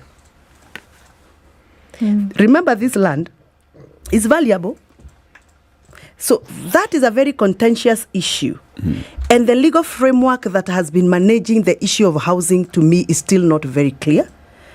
And I think when I said this is scandalous, I meant that there is some schemes of taking over prime land and handing that land to other players, unconstitutionally and procedurally, irregularly, and some of us, we will pay for what we are doing today in future. What will the governor of Kiambu tell the people of Kiambu? How did he hand over land to that contractor? And what is the role of county government of Kiambu in the management of those houses? What is the role of the county? Who supplies what? I want to ask you, I want to bring in a very serious issue. Let's go to Thika. We had houses that were done by the old Kiambu municipality. Those houses are occupied by county workers who pay very little rent to the county because they are county workers. You come in and tell them, move out of these houses, we demolish these houses, and we come up with fresh blocks. Okay. How do you tell this worker to move out? What assurance do you give him or her that when he moves out, you come up with new blocks, you are going to give him the first priority to own the house? What affordability platform do you provide for him or her? Do you provide him mortgage? Is the county government of Kiambu going to provide mortgage for those workers who are being evicted so that these houses can be built afresh? And can they afford the houses? Because remember, these are people who pay 2,000 for those houses per month. For rent, yeah. So if you come up with a house worth 5 million, for example, and this guy is 55 years old, amebakisha 5 years aritire, umemfukuza na familia, how do you then make him afford this house for the remaining 5 years? Those are the issues that we have. And those are the issues that make some of us stand very firm and say no. Until we are clear. Nobody would fight city owning a house. I wouldn't fight my brother who is a driver or my cousin who is a nurse owning a house. I wouldn't fight that. But remember, I have a future in politics in this country. I don't want to ever be asked questions that I cannot answer. So I would rather stand for what I know and what I believe in. So for Governor Wamatangi to say, no, I'm not handing over this piece of land until I get it clear and until I go to the County Assembly of Kiambu and get clearance. For me, I think he's doing what he's supposed to be doing. But unfortunately, this is Kenya. You say no to such a request, Kichapo. You suffer the consequences. You know, you've just lent credence to something that has floated in the media and has been discussed, that you can't tax a country into wealth. And you also can't tax yourself out of poverty. And those who study economics, I'm not one of them, will tell you that you get to a point where the returns are now declining. They're negative. And that's what you've just described. The very people they were paying taxes. Their businesses were flourishing. The government would get their share. Now, we're getting to a point where slowly but very surely the government is getting less and less and less and less. So, the scheme that was intended to actually raise more money is not only not raising money, but it is actually ruining people's lives. They were okay. They were getting along fine. Because then one asks, what could the government have done to ensure that these people can produce more. Do more business, because that's how you are able to get more money. The paramilitary group that you speak of, I have never been of help from day one. My colleagues kept telling me, they're an advisory group, they come and explain to you. Your colleagues is Eric? These two. These two. But I call them KRA police, I was told. They're not police. No, but look. They're revenue officers. Eric, let me tell you why my angst about... Why were they being trained to march? Because I saw them marching. No, that's just so that they keep fit and disciplined. I know that, what you are talking about is called the Laffer curve. Yes. I happen to be an economist, not so deep, but I only took a course that made me a teacher in economics. The Laffer curve states that you can only tax a community to some extent. Beyond that extent, you retrogress. You start going backward. Diminishing returns. And to simplify this in the layman's language, is like milking a cow that you're not giving food, calcium. If you milk a cow today and tomorrow, the third day, if you're not replacing and replenishing the calcium input into the cow will get what we call milk fever, and it will collapse and die. You lose the cow and you lose the milk. So what the Kenya government is doing is actually suicidal economically. But Gadoni, there are those who would argue, and I think I hear what they're saying. We have for a very long time been asking the government to widen the tax bracket. Stop only focusing your taxes on those that are in formal employment who give you pay, and then you're also able to nut them on everything else. Widen the tax bracket. Sure. Widening the tax bracket is going for those other areas. What has traditionally been called the Juakali sector, the informal sector, is going there and formalizing them. I see this as an effort to formalize them. If you're running a business in Githunguri, in any of the other towns, get into the formal tax bracket and contribute. What's wrong with that? Eric, I will repeat. You cannot overtax the micro producer who are at the baseline of your triangle, the pyramid. Widening your tax base should be carefully done, step by step, not at once, so that the enablers of producer are not limited. Because if they are limited and they stop producing, then we are done. For example, right now, I heard cities talk about some dollar shortage when Murathe was here, when I was coming in, I was listening to you. And I can tell you that dollars are diminishing in circulation in Kenya. Why? Because the people who traditionally attracted dollars into this country are no longer producing. The cashew nuts producers, the coffee producers, the tea producers, that traditionally has sustained the inflow of dollars into the circulation. So you tax this person, you kill him, and then we are done. You've said well. I can't leave this studio before I talk about my bill. The bill that has been waited for in this country for the last decade. And in fact, that's what we wanted you to talk about. And then we got caught up. Then you started asking me about... What we do is come back next week. Yeah. I really was coming here because of the bill. Because I come wanted back next week. I Let's wanted talk about this the particular senior bill. citizens of Kenya to feel comfortable that their pressing issues are now being addressed through a law that we are making. Yeah. And I started this process in 2019 in the previous parliament, and I am almost there. And I thank the members of parliament who have supported me, debated my bill, the geriatric bill 2022, which we are going to call the older persons bill. And It'll come next week. This bill is so important for the senior citizens of Kenya because for a long time these people have been discriminated against and they've been forgotten. They have been made beggars of their own economy. Yeah, but I would love to have talked about it. Open invitation. We'll pick a date shortly next week. 9 a.m. Gadhoniwa Mushomba, MP Githunguri constituency. Time for the news. Reads officials by 50%, reduced various taxes including value-added tax from 16% to 9%. Raila, however, has said that the Azimio will support the report 100% when it is presented in the National Assembly. Although it looks like the report may take a downward path, Azimio insists that in order to implement some of the recommendations, a referendum is inevitable. Kenya leader Martha Karua and DAP-K leader Eugene Wamalwa, who had previously opposed the report, were conspicuously absent in the meeting chaired by Raila Odinga. Kisumu Senator Tom Ojienda and MPs Elisha Odhiambo and Felix Jalango Odiwuora have gotten a reprieve after the political parties' disputes tribunal dismissed the decision against their expulsion from the ODM party.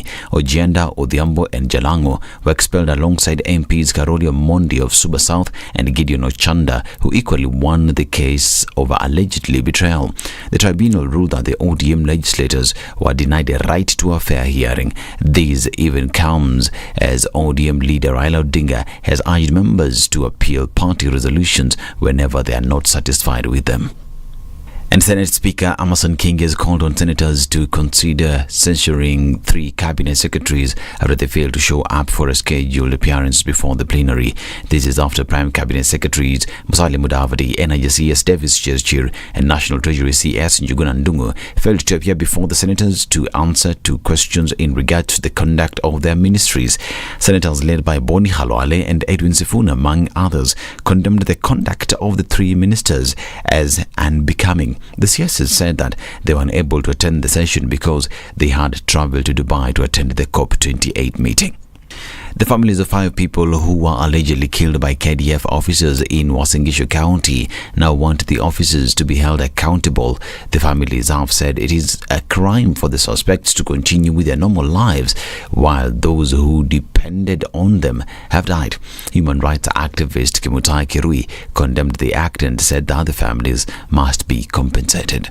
The government has been urged not to evict Nyeri residents from their land. The residents who've occupied the piece of land under contention for 13 years say that they acquired it legally and that they will not cede any ground. They have in the meantime cautioned individuals duping them into parting with money in order to be spared to desist. This even comes as a court order halted their eviction deadline on December 31st, awaiting a court ruling on the way forward that's set for January 29th next year. The High Court has declined to stop the ongoing Form 1 selection pending the hearing of the 3 cases petitioning the 2023 KCPE results.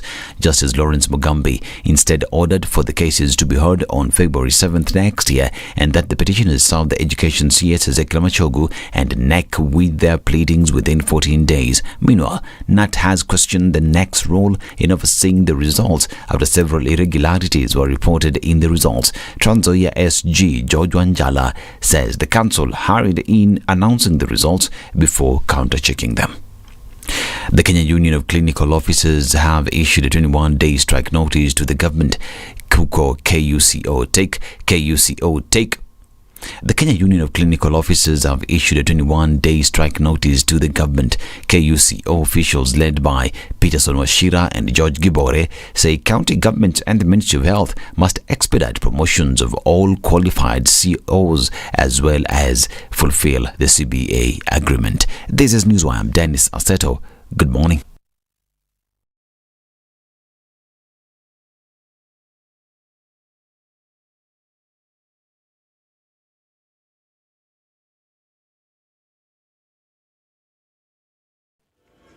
Okay, traffic has not been too bad this morning. Just a little bit left as you're coming in on the Thika Superhighway, as you get onto Kiambu Road. Langata Road also, I think we're seeing the last of it right about now. And then getting into the city from Gong Road also hasn't been too painful. Jogo Road, still a little bit of traffic here and there.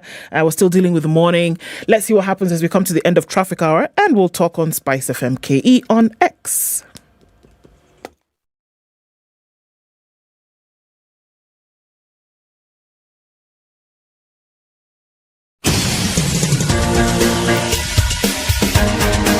This is The Situation Room, the home of hard-hitting political commentary and penetrating insights about the state of the nation. This is a talk radio experience like no other. The Situation Room, a place for hard truths, debates, and elevated conversations. The Situation Room, witty, political, engaging, deep, controversial. In the room, we have C.T. Muga, researcher, academic, seasoned political observer, a fountain of wisdom in these politically uncertain times. Ndu Okoh, Nigerian by birth, Kenyan by choice, communications expert, Pan-Africanist, a truth seeker and believer in people power, and Eric Latiff, agent provocateur, the man in the chair, seasoned journalist, news hound, a man who believes in punching up, not down.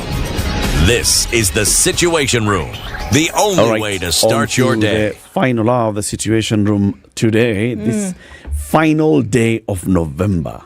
Just like that, 2023 is gone. Happy New Year. Thank you very much for choosing us to be your way to start your day, the whole of 2023. We appreciate and we hope that next year we'll also do the same thing. The year is over. The year is over. As far as you're concerned. Yeah. Last year we saw many things happening. There was a national dialogue on issues, there was agreement and disagreement, all those things that took place last year, 2023. Let's hope as we go into this new year, 2024, we'll have some better clarity and sanity. Yeah. Fly better with Emirates. Yep. So even when you're traveling, there's so much to think about when you're traveling with little ones, isn't it? Yes. Whether it's remembering where you put their goggles or packing enough snacks to make it to the airport. Thankfully, when it comes to your flight, Emirates has everything taken care of. Do you have a fussy eater? No problem. They can tuck into tasty meals that are perfect for tiny taste buds. You won't hear a peep of, "I'm bored." With over 100 dedicated kids channels, let them giggle away at their favorites like CBeebies and Nickelodeon, or start family movie night on board with a Disney classic. It's non-stop fun all the way on board with free toys from new cuddly friends to cool activity packs. You get so much more when you travel on Emirates Economy, and you can find out more on www.emirates.com. Yes, indeed. Have you sent that text message to 20321. If you just do it, Ebu, just do it just now and do. Let's test this out. Say open again. Message. Right? In the 2 area, you write 20321. 20321. 20321. Okay? In the body of the text, write the word Nakuru. Nakuru. Yes. Message gone. What's going to happen is that they have received your message, they have your number, they will call you at some point this morning, because they'll call you within the next 1 or 2 hours. They'll call you back and they'll say, we see you were interested in a piece of land in Nakuru. This is the Delight project in Nakuru. Yes. Delight Nakuru. Yes. Who's this who's calling you? It's username. Don't get called by somebody else. It is username properties that are going to call you. So when they call you, you tell them, I had this thing on Spice about this land in Salga. It's about 300 meters off the tarmac. And you're calling it Delight Nakuru. They'll be like, yes, we have done a gate, we have a perimeter wall, we have sunk a borehole, we have electricity on site, we have roads that have been done, and all we are waiting for is for you to come, identify your piece of land, purchase that piece of land. An eighth of an acre is going for how much?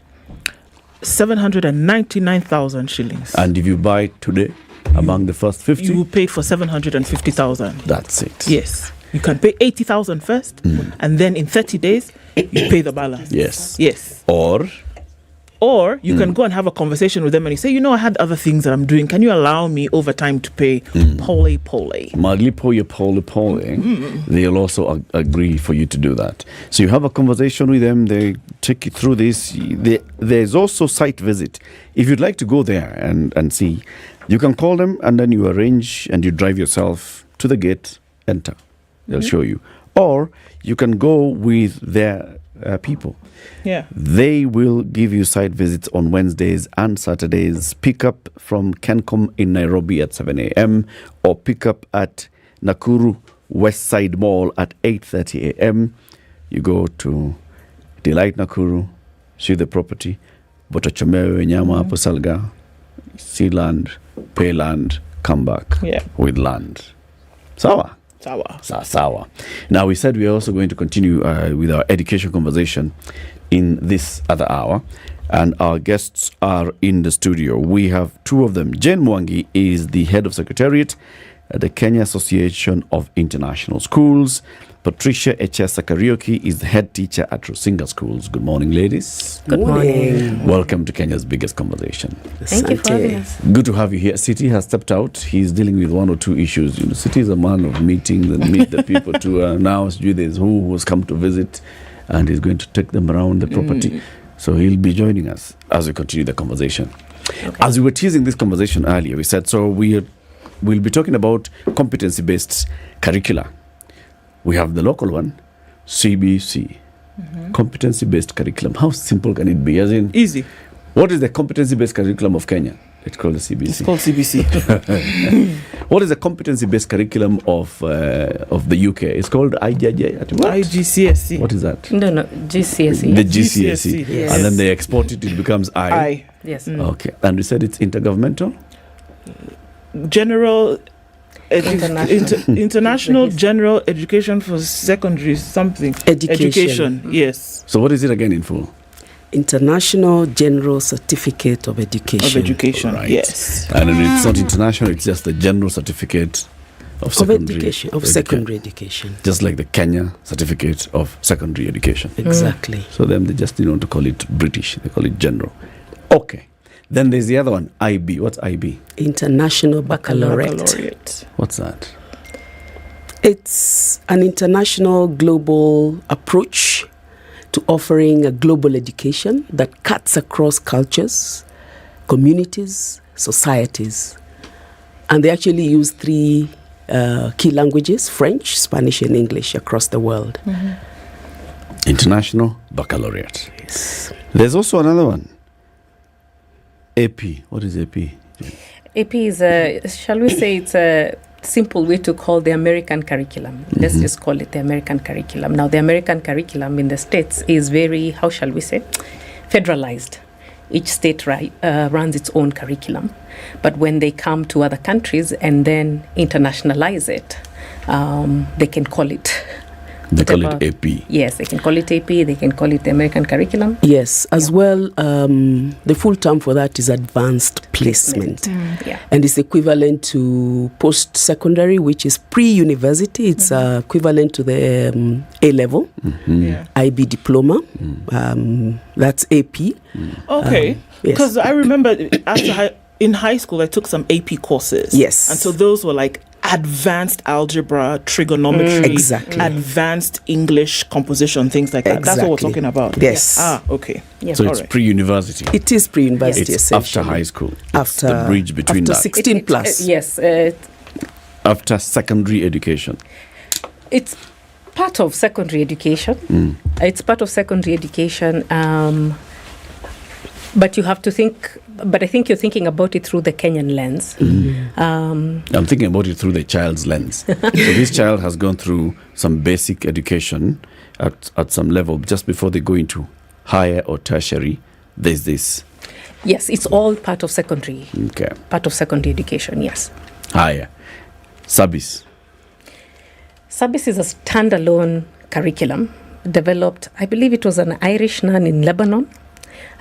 So what the curriculum does, it was developed to deal with the circumstances she was living in at the time. So she wanted, it's very STEM focused, very language focused in terms of do well in English, do well in, if you do French, now in Kenya, do well in Kiswahili, and then mathematics and science. It is actually just, for me to use Kenyanese, it's the curriculum that most reflects what we did in 844 in terms of academic knowledge-based rigor, while managing to be very competency-based. So it's the one curriculum where you will not proceed to the next class if you did not pass the first one, the one you're in. Yes. Okay. Yeah. And so now you actually brought in. So the other side of the competency-based is what? Knowledge-based. Yes, I would call it that. So what, describe those two. I mean, what is knowledge-based education and what is competency-based? Competency-based education looks at outcomes. Knowledge-based just looks at one domain in education. Because you would say education has 5 domains. It has the cognitive, which is purely knowledge. You evaluate knowledge, you apply knowledge, you create out of knowledge. That is purely knowledge base. But competency looks at the whole child, their abilities and the proficiencies that they are able to attain based on a certain rubric, which says, for instance, an 11-year-old in literacy, in reading, should be able to master ABC, for instance. Now, if this child does not master ABC, there is a description to it. Competency simply means the abilities of the child and the child being able to make individual progress based on criteria already set, as opposed to we want them to fill in the noun, the blank, recall. That is knowledge. And then you give a grade.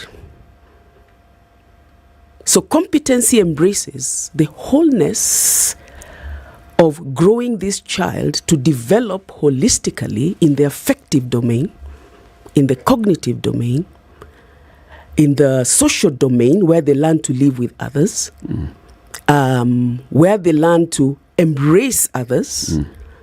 We would call that the ethical domain where you grow their values, where they learn to transform their own lives, but also transform the society that they live in. All those are skills. We assume children grow into them. We give only knowledge base, and then we assume all the rest will come in naturally. They will come in. Yeah. Okay. But hey, let me give you news. Competency-based education prepares its learning experiences to ensure that the children are taken through all these other competencies that they need in life. So I hear you saying essentially then there is taking the cognitive and then taking it to another level, whereby all this knowledge that you've then been able to gather, how are you then applying this knowledge? How will you use this knowledge in spaces where you have to interact with other people? Yes. In spaces where you have to interact within an organization, for example. So we're starting this conversation at the level where one is being educated and being socialized. Yes. Yep. So it's applying it then across the board. Okay. So then even as we look at that, then we're saying then there's a problem with knowledge-based education. Are we saying there's a problem with it and we need to introduce this? Otherwise, are we saying that there is a need to enhance a knowledge-based education? I think let Pat take that one. There's a way she does it where you want to clap like in a crusade. I'll put it this way. Education is the whole totality of who a human being is. Education, if you look at it from a macro perspective, is you're really building human capital. So that ultimately, this human being who grows from birth, assume they start getting into school at 2 years, that they go through experiences. Learning experiences. When school, we'll call it learning experiences. But of course, learning never ends. But let's look at a school situation. Now, because I've already mentioned the fact that there are various domains to education, one of which is cognitive. Cognitive is wholly knowledge based.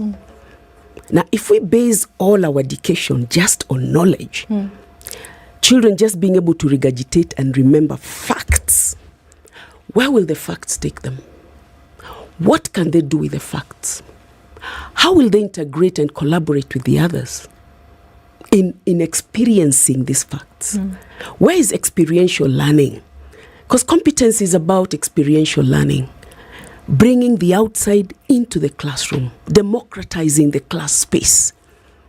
And everyone in the classroom is a learner, including the teacher, who we are now calling facilitator. Competency-based education model structures call the teacher a facilitator because they're also learning.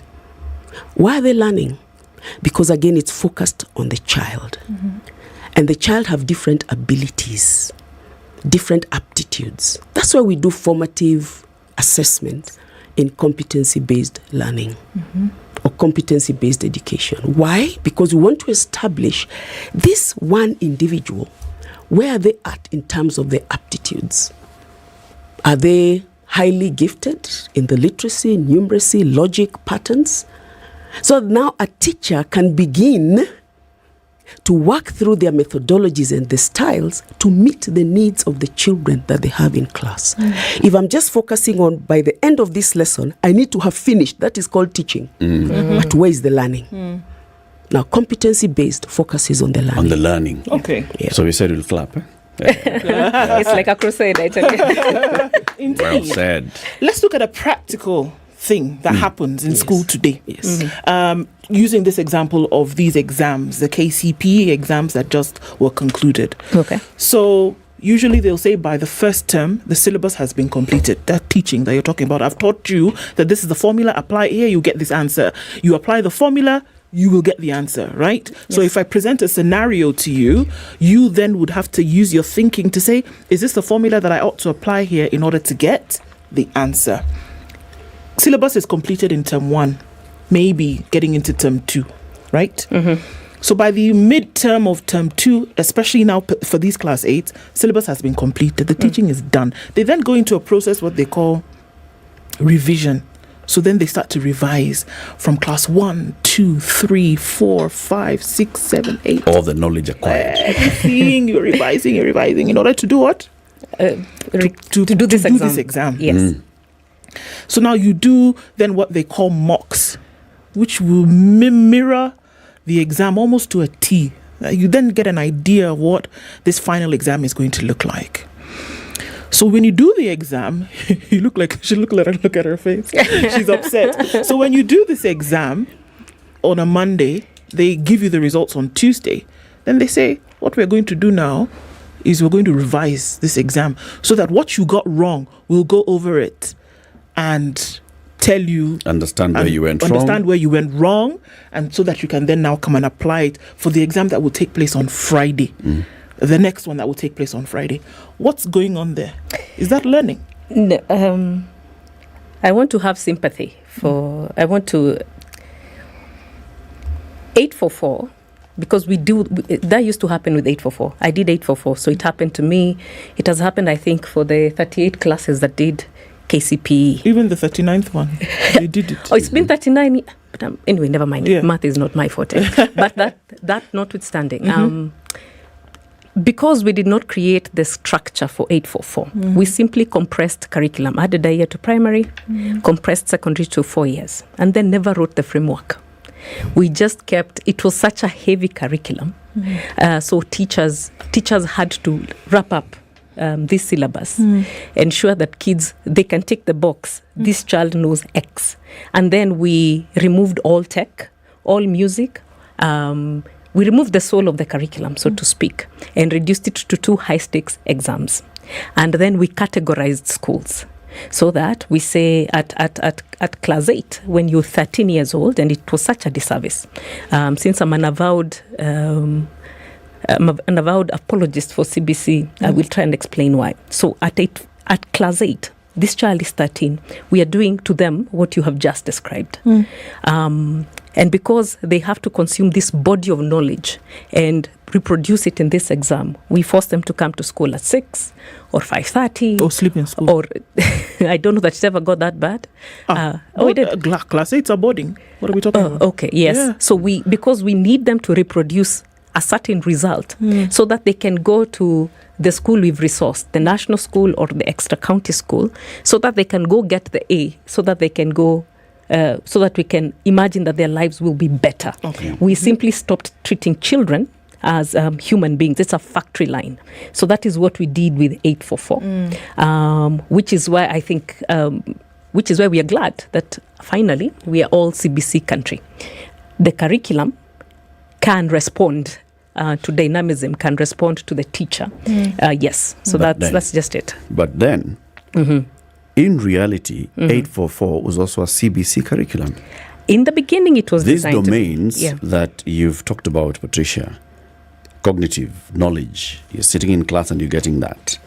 So what are your values and ethics? You're being taught that in class, and you're applying it in school. In the entire school community, you're applying it. You're being taught this is how you are an ethical person. You do this, you are corrected by your teachers, by the school community. You're getting all these things being infused into you, plus practical hands-on skills. That's why there was home science and bakery and woodwork and metalwork and all. In primary, going into secondary, even agriculture and all the others. That's there. Was there. Yeah. Until the whole entire thing was privatized, and the private was just looking at one result so that we can all compete for these limited spaces that we call categorization. That's my argument. But how different is that from what we are calling about these other international curricula, the IGCSEs and all? It leads into an exam.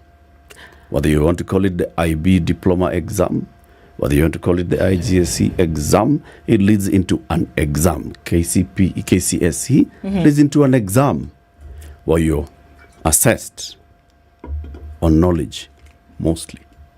And the exam is the marker of success. Yes.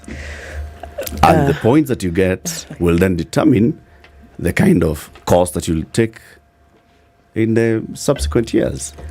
Therein is the real challenge to education. These curricula on paper are excellent.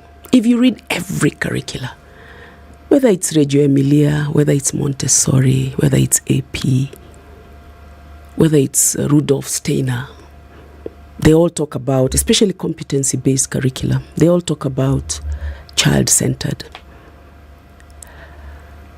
Now, who is the key person who implements that curriculum?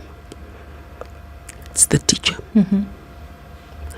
The teacher has to be equipped sufficiently to understand that holistic view of education, to understand, yes, ultimately there is the summative test, but there is also the formative. And in between the observations and there is portfolio, and there is taking an interest in this individual child. Because what happens with exam focus and oriented focus, exam focus, is that you have a lot of wastage from the system. Meaning, what's a fail? It's a D. So what are we going to do with you? You're telling the child nothing. Because you have failed, you cannot remember what 1 + 1 is. And therefore, you have nothing else to offer. Is that what really the world is, realistically speaking? No. Because we've been told some of the brightest, some of the richest people, barring stealing, are the ones who did not do so well in school. Why? Because somebody overlooked the fact that this is an individual with different learning abilities and aptitudes, but the system did not favor them because they were inclined towards just one aspect that was not their strongest. So a competency-based curriculum, let's not even say, at the end of it all, they still sit an exam. Competency-based curriculum wants this child to grow into a fullness of who they really are and to believe they're able and capable. Okay, then in order to do that, yes, it is absolutely necessary that the person who is the chief implementer of this curriculum also then is equipped in order to do that. Absolutely. Because you have people who went through the system and then we're now trying to get them to deliver a different system, and all they know is this other one. Default mode. So, how can what we does deliver? Equipping it mean? How do we deliver that if the person who is what does equipping a teacher implementing mean? doesn't have? Equipping a teacher means beyond, and let's not talk, sometimes we limit it to resources. Yes. Having a chalkboard or having a computer or having a lab. But teaching and learning is about the interaction. It's a social process. It's talking into the spirit and the heart of this child to believe they're able to stand in front of a crowd and deliver their thoughts, expression. And that's one aspect of the curriculum called the affective domain, ability to do. Okay. Not ability to know. Okay. To do. To do. To do. And it's there in teachers, isn't it? So a child may leave, sir, let me just put it this way. And again, this is where the ethos of the school, the ethos of the nation comes through. If the weighting is on, we want A's, the teacher is going to put aside all other things. Have you heard of, let's stop P now, because we need to focus on you drilling. It's time for drill. 100%. So that you get A's. So what happens to the child whose inclination, who is kinesthetically gifted, and PE and sports is their mainstay. Themselves. And that's why that I ask. Because PE, music, all these are being taught throughout the years. It only changes when it comes to the exam. We cannot then argue that this curriculum is not competency-based. We're being taught, Eric. Up to last term, there was National Music Festival. Okay? There is National Drama Festival. There is national sports activity. National secondary school football games were happening just the other day. Those are still being taught. When it comes to that, and I agree with you, when it comes to the shifting into the focus on the education, on the final exam, is because you now start fighting for limited spaces into something that you've categorized as A, B, C in your next level. You've categorized this as university. And because you got this marks, then you qualify to go to university. Because you got this marks, then you qualify to go to maybe a polytechnic or a village polytechnic. This is it. You're starting to compete to a different level. It's not the curriculum that's not competency-based. It is. It is your assessment that is incompetent. Multiple things can be true at the same time. So, for example, when you say there's nothing wrong with the curriculum, and I think this is where we have to tell each other the truth. On I didn't say there's nothing wrong with the curriculum. I said we cannot say that 844 is not competency-based. In the very beginning, I think for the first 6 years before the first review was done. I was in that first 6-year period, and I know the difference between then and now. And that's why I'm arguing that in those initial years, there was a lot more in terms of what else can you do, right? And it went reducing, and that's where my argument comes in. When you stopped focusing on investing in public education, and then we start reducing what we are focusing on in terms of competing for limited spaces in secondary school, because there's no investment in secondary school, so the alliances become the only alliance, and the mangu becomes the only mangu, and so we are all fighting to get into this. It starts distorting things downwards. That's my argument. But the structure and design of 844, competency-based. They're teaching you competencies, the domains that he's talking about. Hence my argument. There's nothing wrong with any curricula around the world, because it's deeply researched. People look at the trends in education and they say we need to enhance our, for instance, digital literacy, and get into gamification and robotics, and enhance our students' understanding and equip them for their world. The issue is in the implementation and the limitation of this facilitator, who then goes into default mode of how they were also drilled into passing exam. Right. That therein is the issue. Yeah. So when we look at issues, and I know when we look at issues having to do with really understanding this child, because I think it's actually very important, and I wonder, when you look at a competency-based curriculum, does it then look into matters like that? You may have a child who scored excellently well on assessments and did well in terms of what they were able to express about their learning, but then there are very many factors that affect somebody when you're seated taking an exam. Maybe you don't test well. Maybe you have anxiety issues. Maybe you get nervous when put on the spot. Should an education system not take into consideration all of these things that could affect a child when it comes to assessments?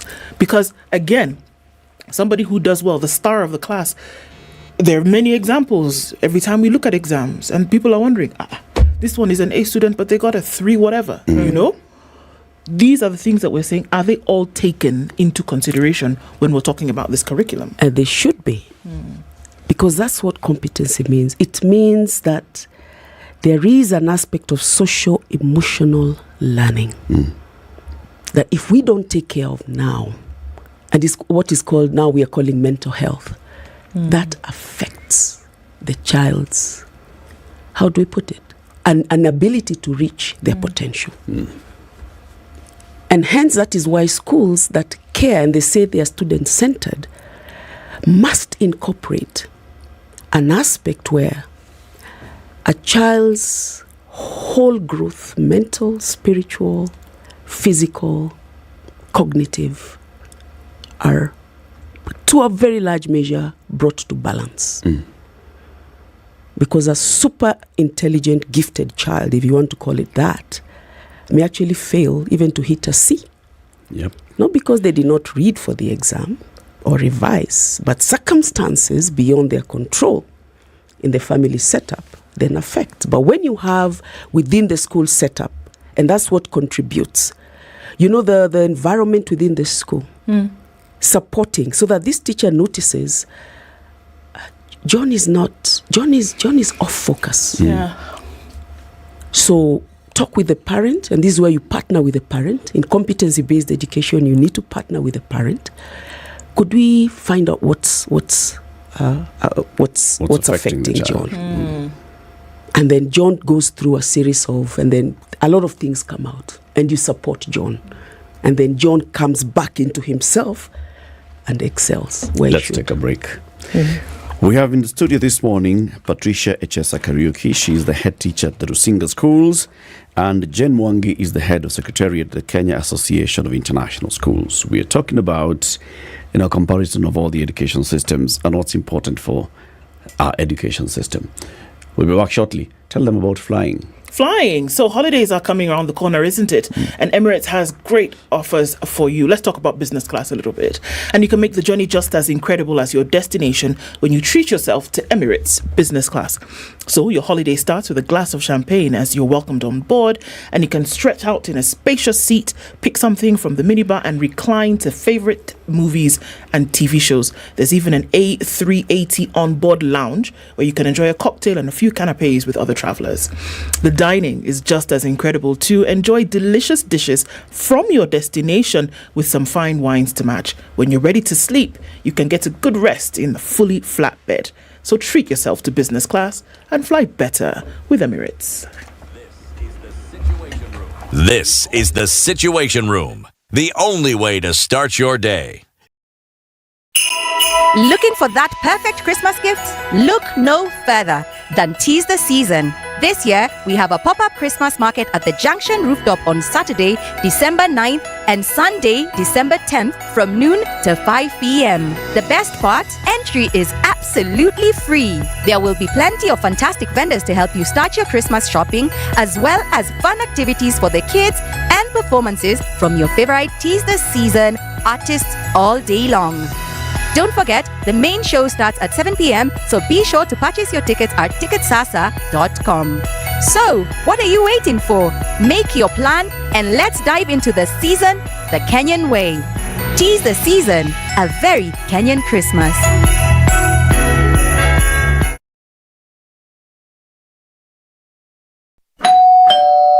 Oh, finally! It's my Standard Courier delivery. At Standard Courier, we know that your time is valuable. That's why we guarantee swift and efficient deliveries to your doorstep every time. Give us a call on 0793 599 684 or schedule your next delivery by visiting our website www.standardmedia.co.ke/courier. Trust Standard Courier service for all your courier needs. We deliver with pride.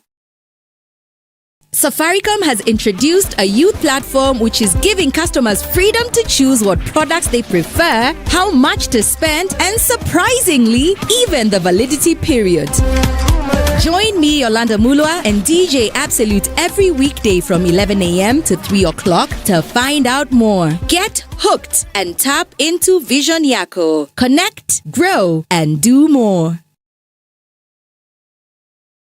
All right, so it hasn't been too packed on morning. Traffic has flowed really well in most parts of the city today. If we take a look at what's still happening coming off of the Thika Superhighway right at that Pangani underpass, seems to have fizzled out. Let's deal with also what was crazy on James Gishuru, also leveling out a little bit. As you get to that Mzima Springs Junction, heading out towards Kabasarian, you should be okay then touching on Waiyaki Way. So that's all right. Coming off of Thika Superhighway, like we said, has fizzled more or less, but that Pangani underpass is going to do you one. As you're heading into the city. So, slowly, we'll get there eventually. Limuru Road is also quite crazy right about now. Coming in from United Nations Avenue is a disaster. Very slow traffic. The construction isn't helping. So that means we'll get out of traffic hour a little bit later. But, we'll get out. Let's talk through the morning on SpiceFM, KE on X. Mature, intelligent talk every morning. Spice up yourself.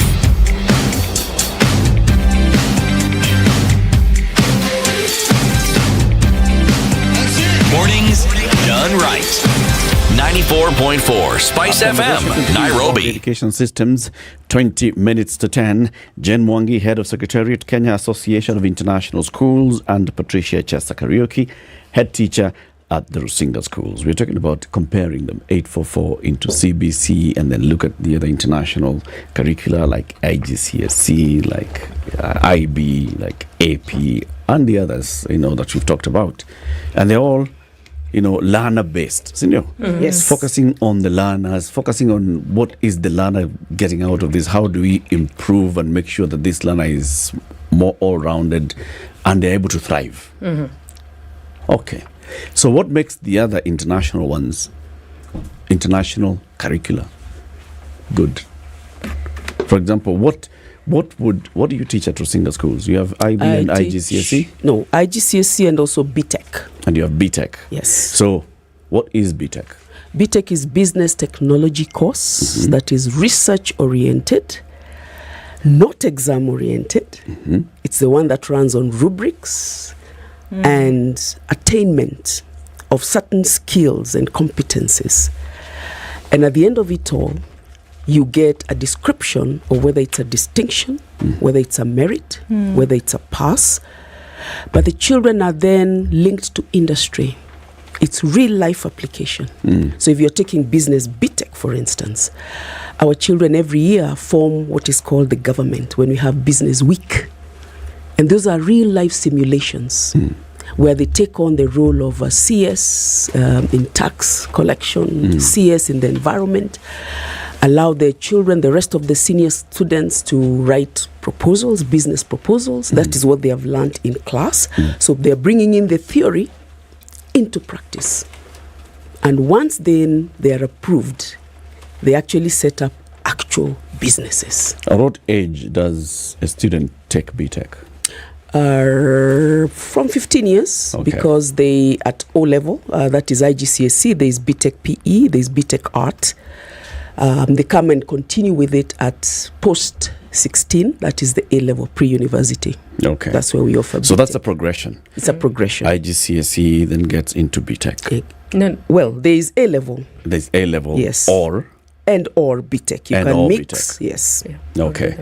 IB has the same kind of progression. Yes. From primary years to medium years. MYP, diploma. Diploma. Yes. So that kind of progression There's as well. progression. So what makes them thrive?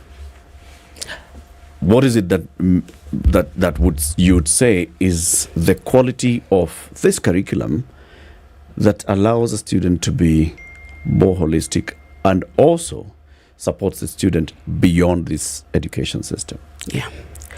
I'll do part one, then I'll ask Pat to talk about the curriculum. A curriculum is delivered by somebody in a school, right? Yeah. So if you drive around Nairobi now, you will find a lot of international every school calls itself an international school. Yeah. So so it is possible, if a parent doesn't know, to imagine that just because the school offers the IGCSE curriculum, or says they offer the IB one, or offers whichever international curriculum they pick across the board, that they will then be a good school because of the curriculum.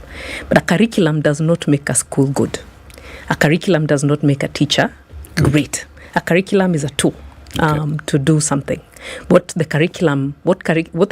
international curriculum does is provide a leg up in terms of there are very many electives, so a child can explore who they are across within this curriculum. So if it is a junior secondary school, there are 14 learning areas, not all of them will be tested, so you can pick and choose and know yourself. Your child can get to know themselves. So that is what an international curriculum does.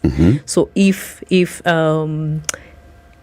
you are a parent and you want the tenets of the curriculum to be achieved through your child, find a good school. And maybe at the end of this, we should describe what that is. Find an actual international school, because there are many that call themselves that, but they're not. Why? What? Okay, could we just do it now then? Maybe. Yes, and I will. Yes, and what I is a like good school? And I like for the teachers. I like for the educators to do this one. So I'll ask Pat to describe what a typical day should look like, how teacher training should happen within an international school or within a school that says it is doing CBC. And this is the future of Kenya too, if we embrace CBC. Okay. Yeah, so Pat. Thank you. Consider it this way. You may have the best of facilities. That's hardware. You have the curriculum. But what do you have in between? The person, the teacher, the facilitator, who interprets according to the ethos of the school or the country. And it is in this social process of interaction between the facilitator and the child that makes all the difference. Now, what does that mean? It means when you receive children, don't apply a one-size-fits-all. That is not competency-based education. A one-size-fits-all means I'll put you all in a box, and at the end of the box, this is what I want to churn out. But competency means I have 20, and that's the other thing. If you feed in 20, 25, 26, 27, you're beginning to strain the teacher. 20 is usually a good number to have in the class, for you to have literally a one-on-one understanding of each child. And therefore, when you do the formative, or what we call baseline, for at the beginning of every academic year, we do a baseline. For every child stepping into the next class, you do a baseline. What does the baseline do? It informs the teacher about who do I have in my class? And therefore, how do I need then to adapt my teaching and my methodology to see how I can reach. Our key thing is to reach these children, because every child must make progress in the way they learn. And therefore begin also to have discussions about, could you perhaps with the parent, seems that Lenny is extremely good in this area, could we extend him? The inclusion and extension departments in international schools are very well developed, which simply means there are some children who may not be able to access the set curriculum in the way you would consider an average child should, and therefore they probably need a little extra help. There are those we go as far as engaging what is called a shadow teacher. You work with this child so that as the main teacher continues to deliver in the classroom, you're here with this child, breaking it down in the way you need to break it down for this child to be able to access the same. So those are the things we are talking about. You really need to invest a great deal in the facilitator. Who is the teacher? At Rusinga every week, every Wednesday, we send off the children home early. 3:30, wazazi, please come for your children. Buses are off. Why? Because the staff must stay behind and continue to examine what is changing on our education platform. Like when ChatGPT hit, boop, already a committee formed to understand it. Now we begin talking about it. How do we use it? How is it going to impact our teaching and learning and our assessments? And then we continue with what is called observation, continuous observation. A child brings their portfolio. I'm not waiting to have this child at the summative, at the end, at the exam, because that has its role. But there is continuous looking at how is the child is developing, looking at their portfolio. Are they growing? Children set targets. At the beginning of term, we set targets with them. Because this is called metacognition. How am I learning? We have to teach kids, teaching them how to learn. So what I'm hearing you say, Pat, is there's a lot of focus on the facilitator, the teacher. And making sure that the teacher has sufficient time with the learner. That's right. So the teacher understands the learner very well. Now, this calls for an investment in the number of teachers that you have in the school. This also calls for an investment in the number of classrooms, physical facilities that you have that then can also accommodate so that you maintain this teacher-learner ratio. So all these things mean that, it's an investment into it. Then that is supported by this structure that says you must to make sure that, the teacher has sufficient time to understand their learner. The teacher has sufficient time to impart this knowledge. If there are learners who need assistance, we also have this an assistant teacher in class, outside class, all those things. It's the investment that goes into it. That's right. Okay. So, come back to you. So is that what we are saying? That's a good international school? A good school? A good school invests in its teacher. And we're not saying you use millions of Kenya shillings or millions of dollars to put up a facility. We are saying you invest in the software. You make sure your teachers are trained at all times. They keep abreast with the developments within the curriculum. The head teacher you have, and this is for parents, that when you walk into a school, you can tell that this head teacher advocates for that child. that if there is, let me just give an example. If there is a sports day, that the focus is not on the razzmatazz of the day. The focus is on the child. Did they practice? Did they run? Did they participate? What is this child learning? What are we as teachers learning? So a good international school invests in its teachers. Number one, invests in their training. Number two. Number three, keeps up with curriculum developments. However they choose to do that, there's so many resources to ensure that you do that. And training does not mean that you take them back to college.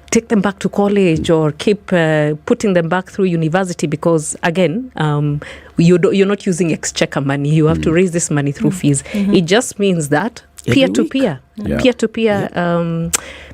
teacher training happens amongst themselves. It means, does this school belong to an association or a professional body that ensures that this training takes place? Okay. So such things. Let's go into the home countries of this curricula. All right? Let's go to the UK. How do they do this thing? Because the UK, this GCSE is the public curriculum. Yes. How do they make sure that these things happen? An international curriculum is not unique. It's simply an internationalized version of whichever of a domestic curriculum. Yes, that's it. It's taken beyond its borders. Yes, and then tweaked. Yeah. So instead of just the history of this country, it is world history. Multicultural aspects are introduced. What shall we say? A peace. Internationalism, they become the core. They get that. Yes. So my question is, when you go to the UK, you will not find every domestic curriculum. If you Google UK education just now, you will see what we see here. You will see teacher shortage. Not lack enough of people. capacity. Lack of capacity. It's the same. Will you find overcrowded classrons? In some parts, yes. In public schools, public schools, yes. So you'll find those ones. Yes. Do they then impact on the quality of the competency-based education that they're offering? No. Now, this is the difference between. Let me answer that in two ways. This is a difference between, I think, some countries and us. And I'll explain what I mean. So in the UK, they've separated. In the UK, there's in a lot of countries, so to speak, they've separated curriculum and infrastructure. So say the home of BNC, British National Curriculum, and IGCSE is Cambridge, yes? Now Cambridge runs independent. It will keep developing curriculum for the UK, regardless of how overcrowded the public school is, because the more electives they exist, a child will find their place, and a school will do what it can. Okay. If they don't have, just for example, if they don't have a swimming pool, they'll not be required to teach swimming and so on. If I don't have a kitchen, I will not do, say, BTech, whatever. So, but what we do, what I hope we will stop doing in Kenya is conflating the two things, infrastructure and curriculum. So IGCSE keeps growing, IB keeps growing, because nobody conflates the two. The curriculum keeps growing. They get all this research from the 167 countries they offer this in, and keep expanding that curriculum, regardless of what the infrastructure situation looks like, because a curriculum and the infrastructure are two very separate things.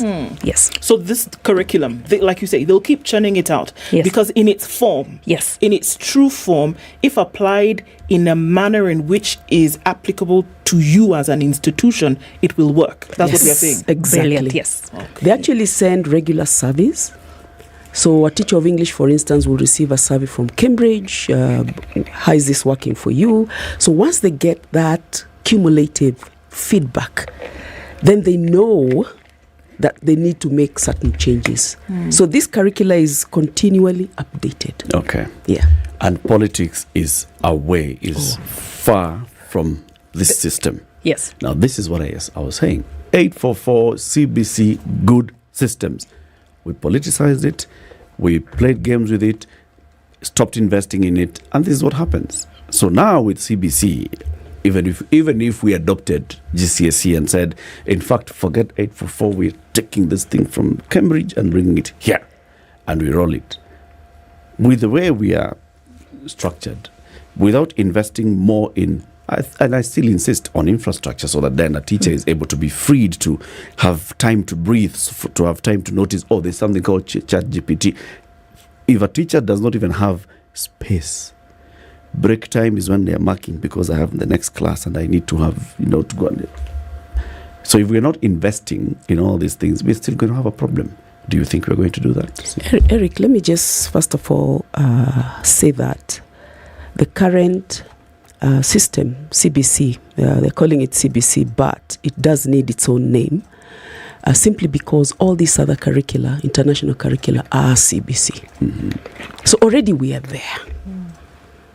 We are offering the CBC. But now, how are we going to ensure the implementation of this CBC then has the outcome for the child and for the nation?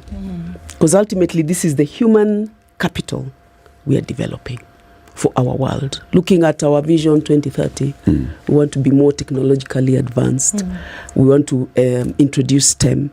How are we going to put this and lace this in our learning experiences, daily learning experiences within the classroom? So, yes, just to wrap it up, we are, for international schools at least, what government is attempting to do, we've done for over 100 years. We are saying that, and we have these programs where we bring in teachers together and pour into them what we have learned. Like Patricia started as an 844 teacher, she can deliver a GCSE now. A math teacher knows math. It's the delivery that is. Biology teacher knows biology. So it's just those.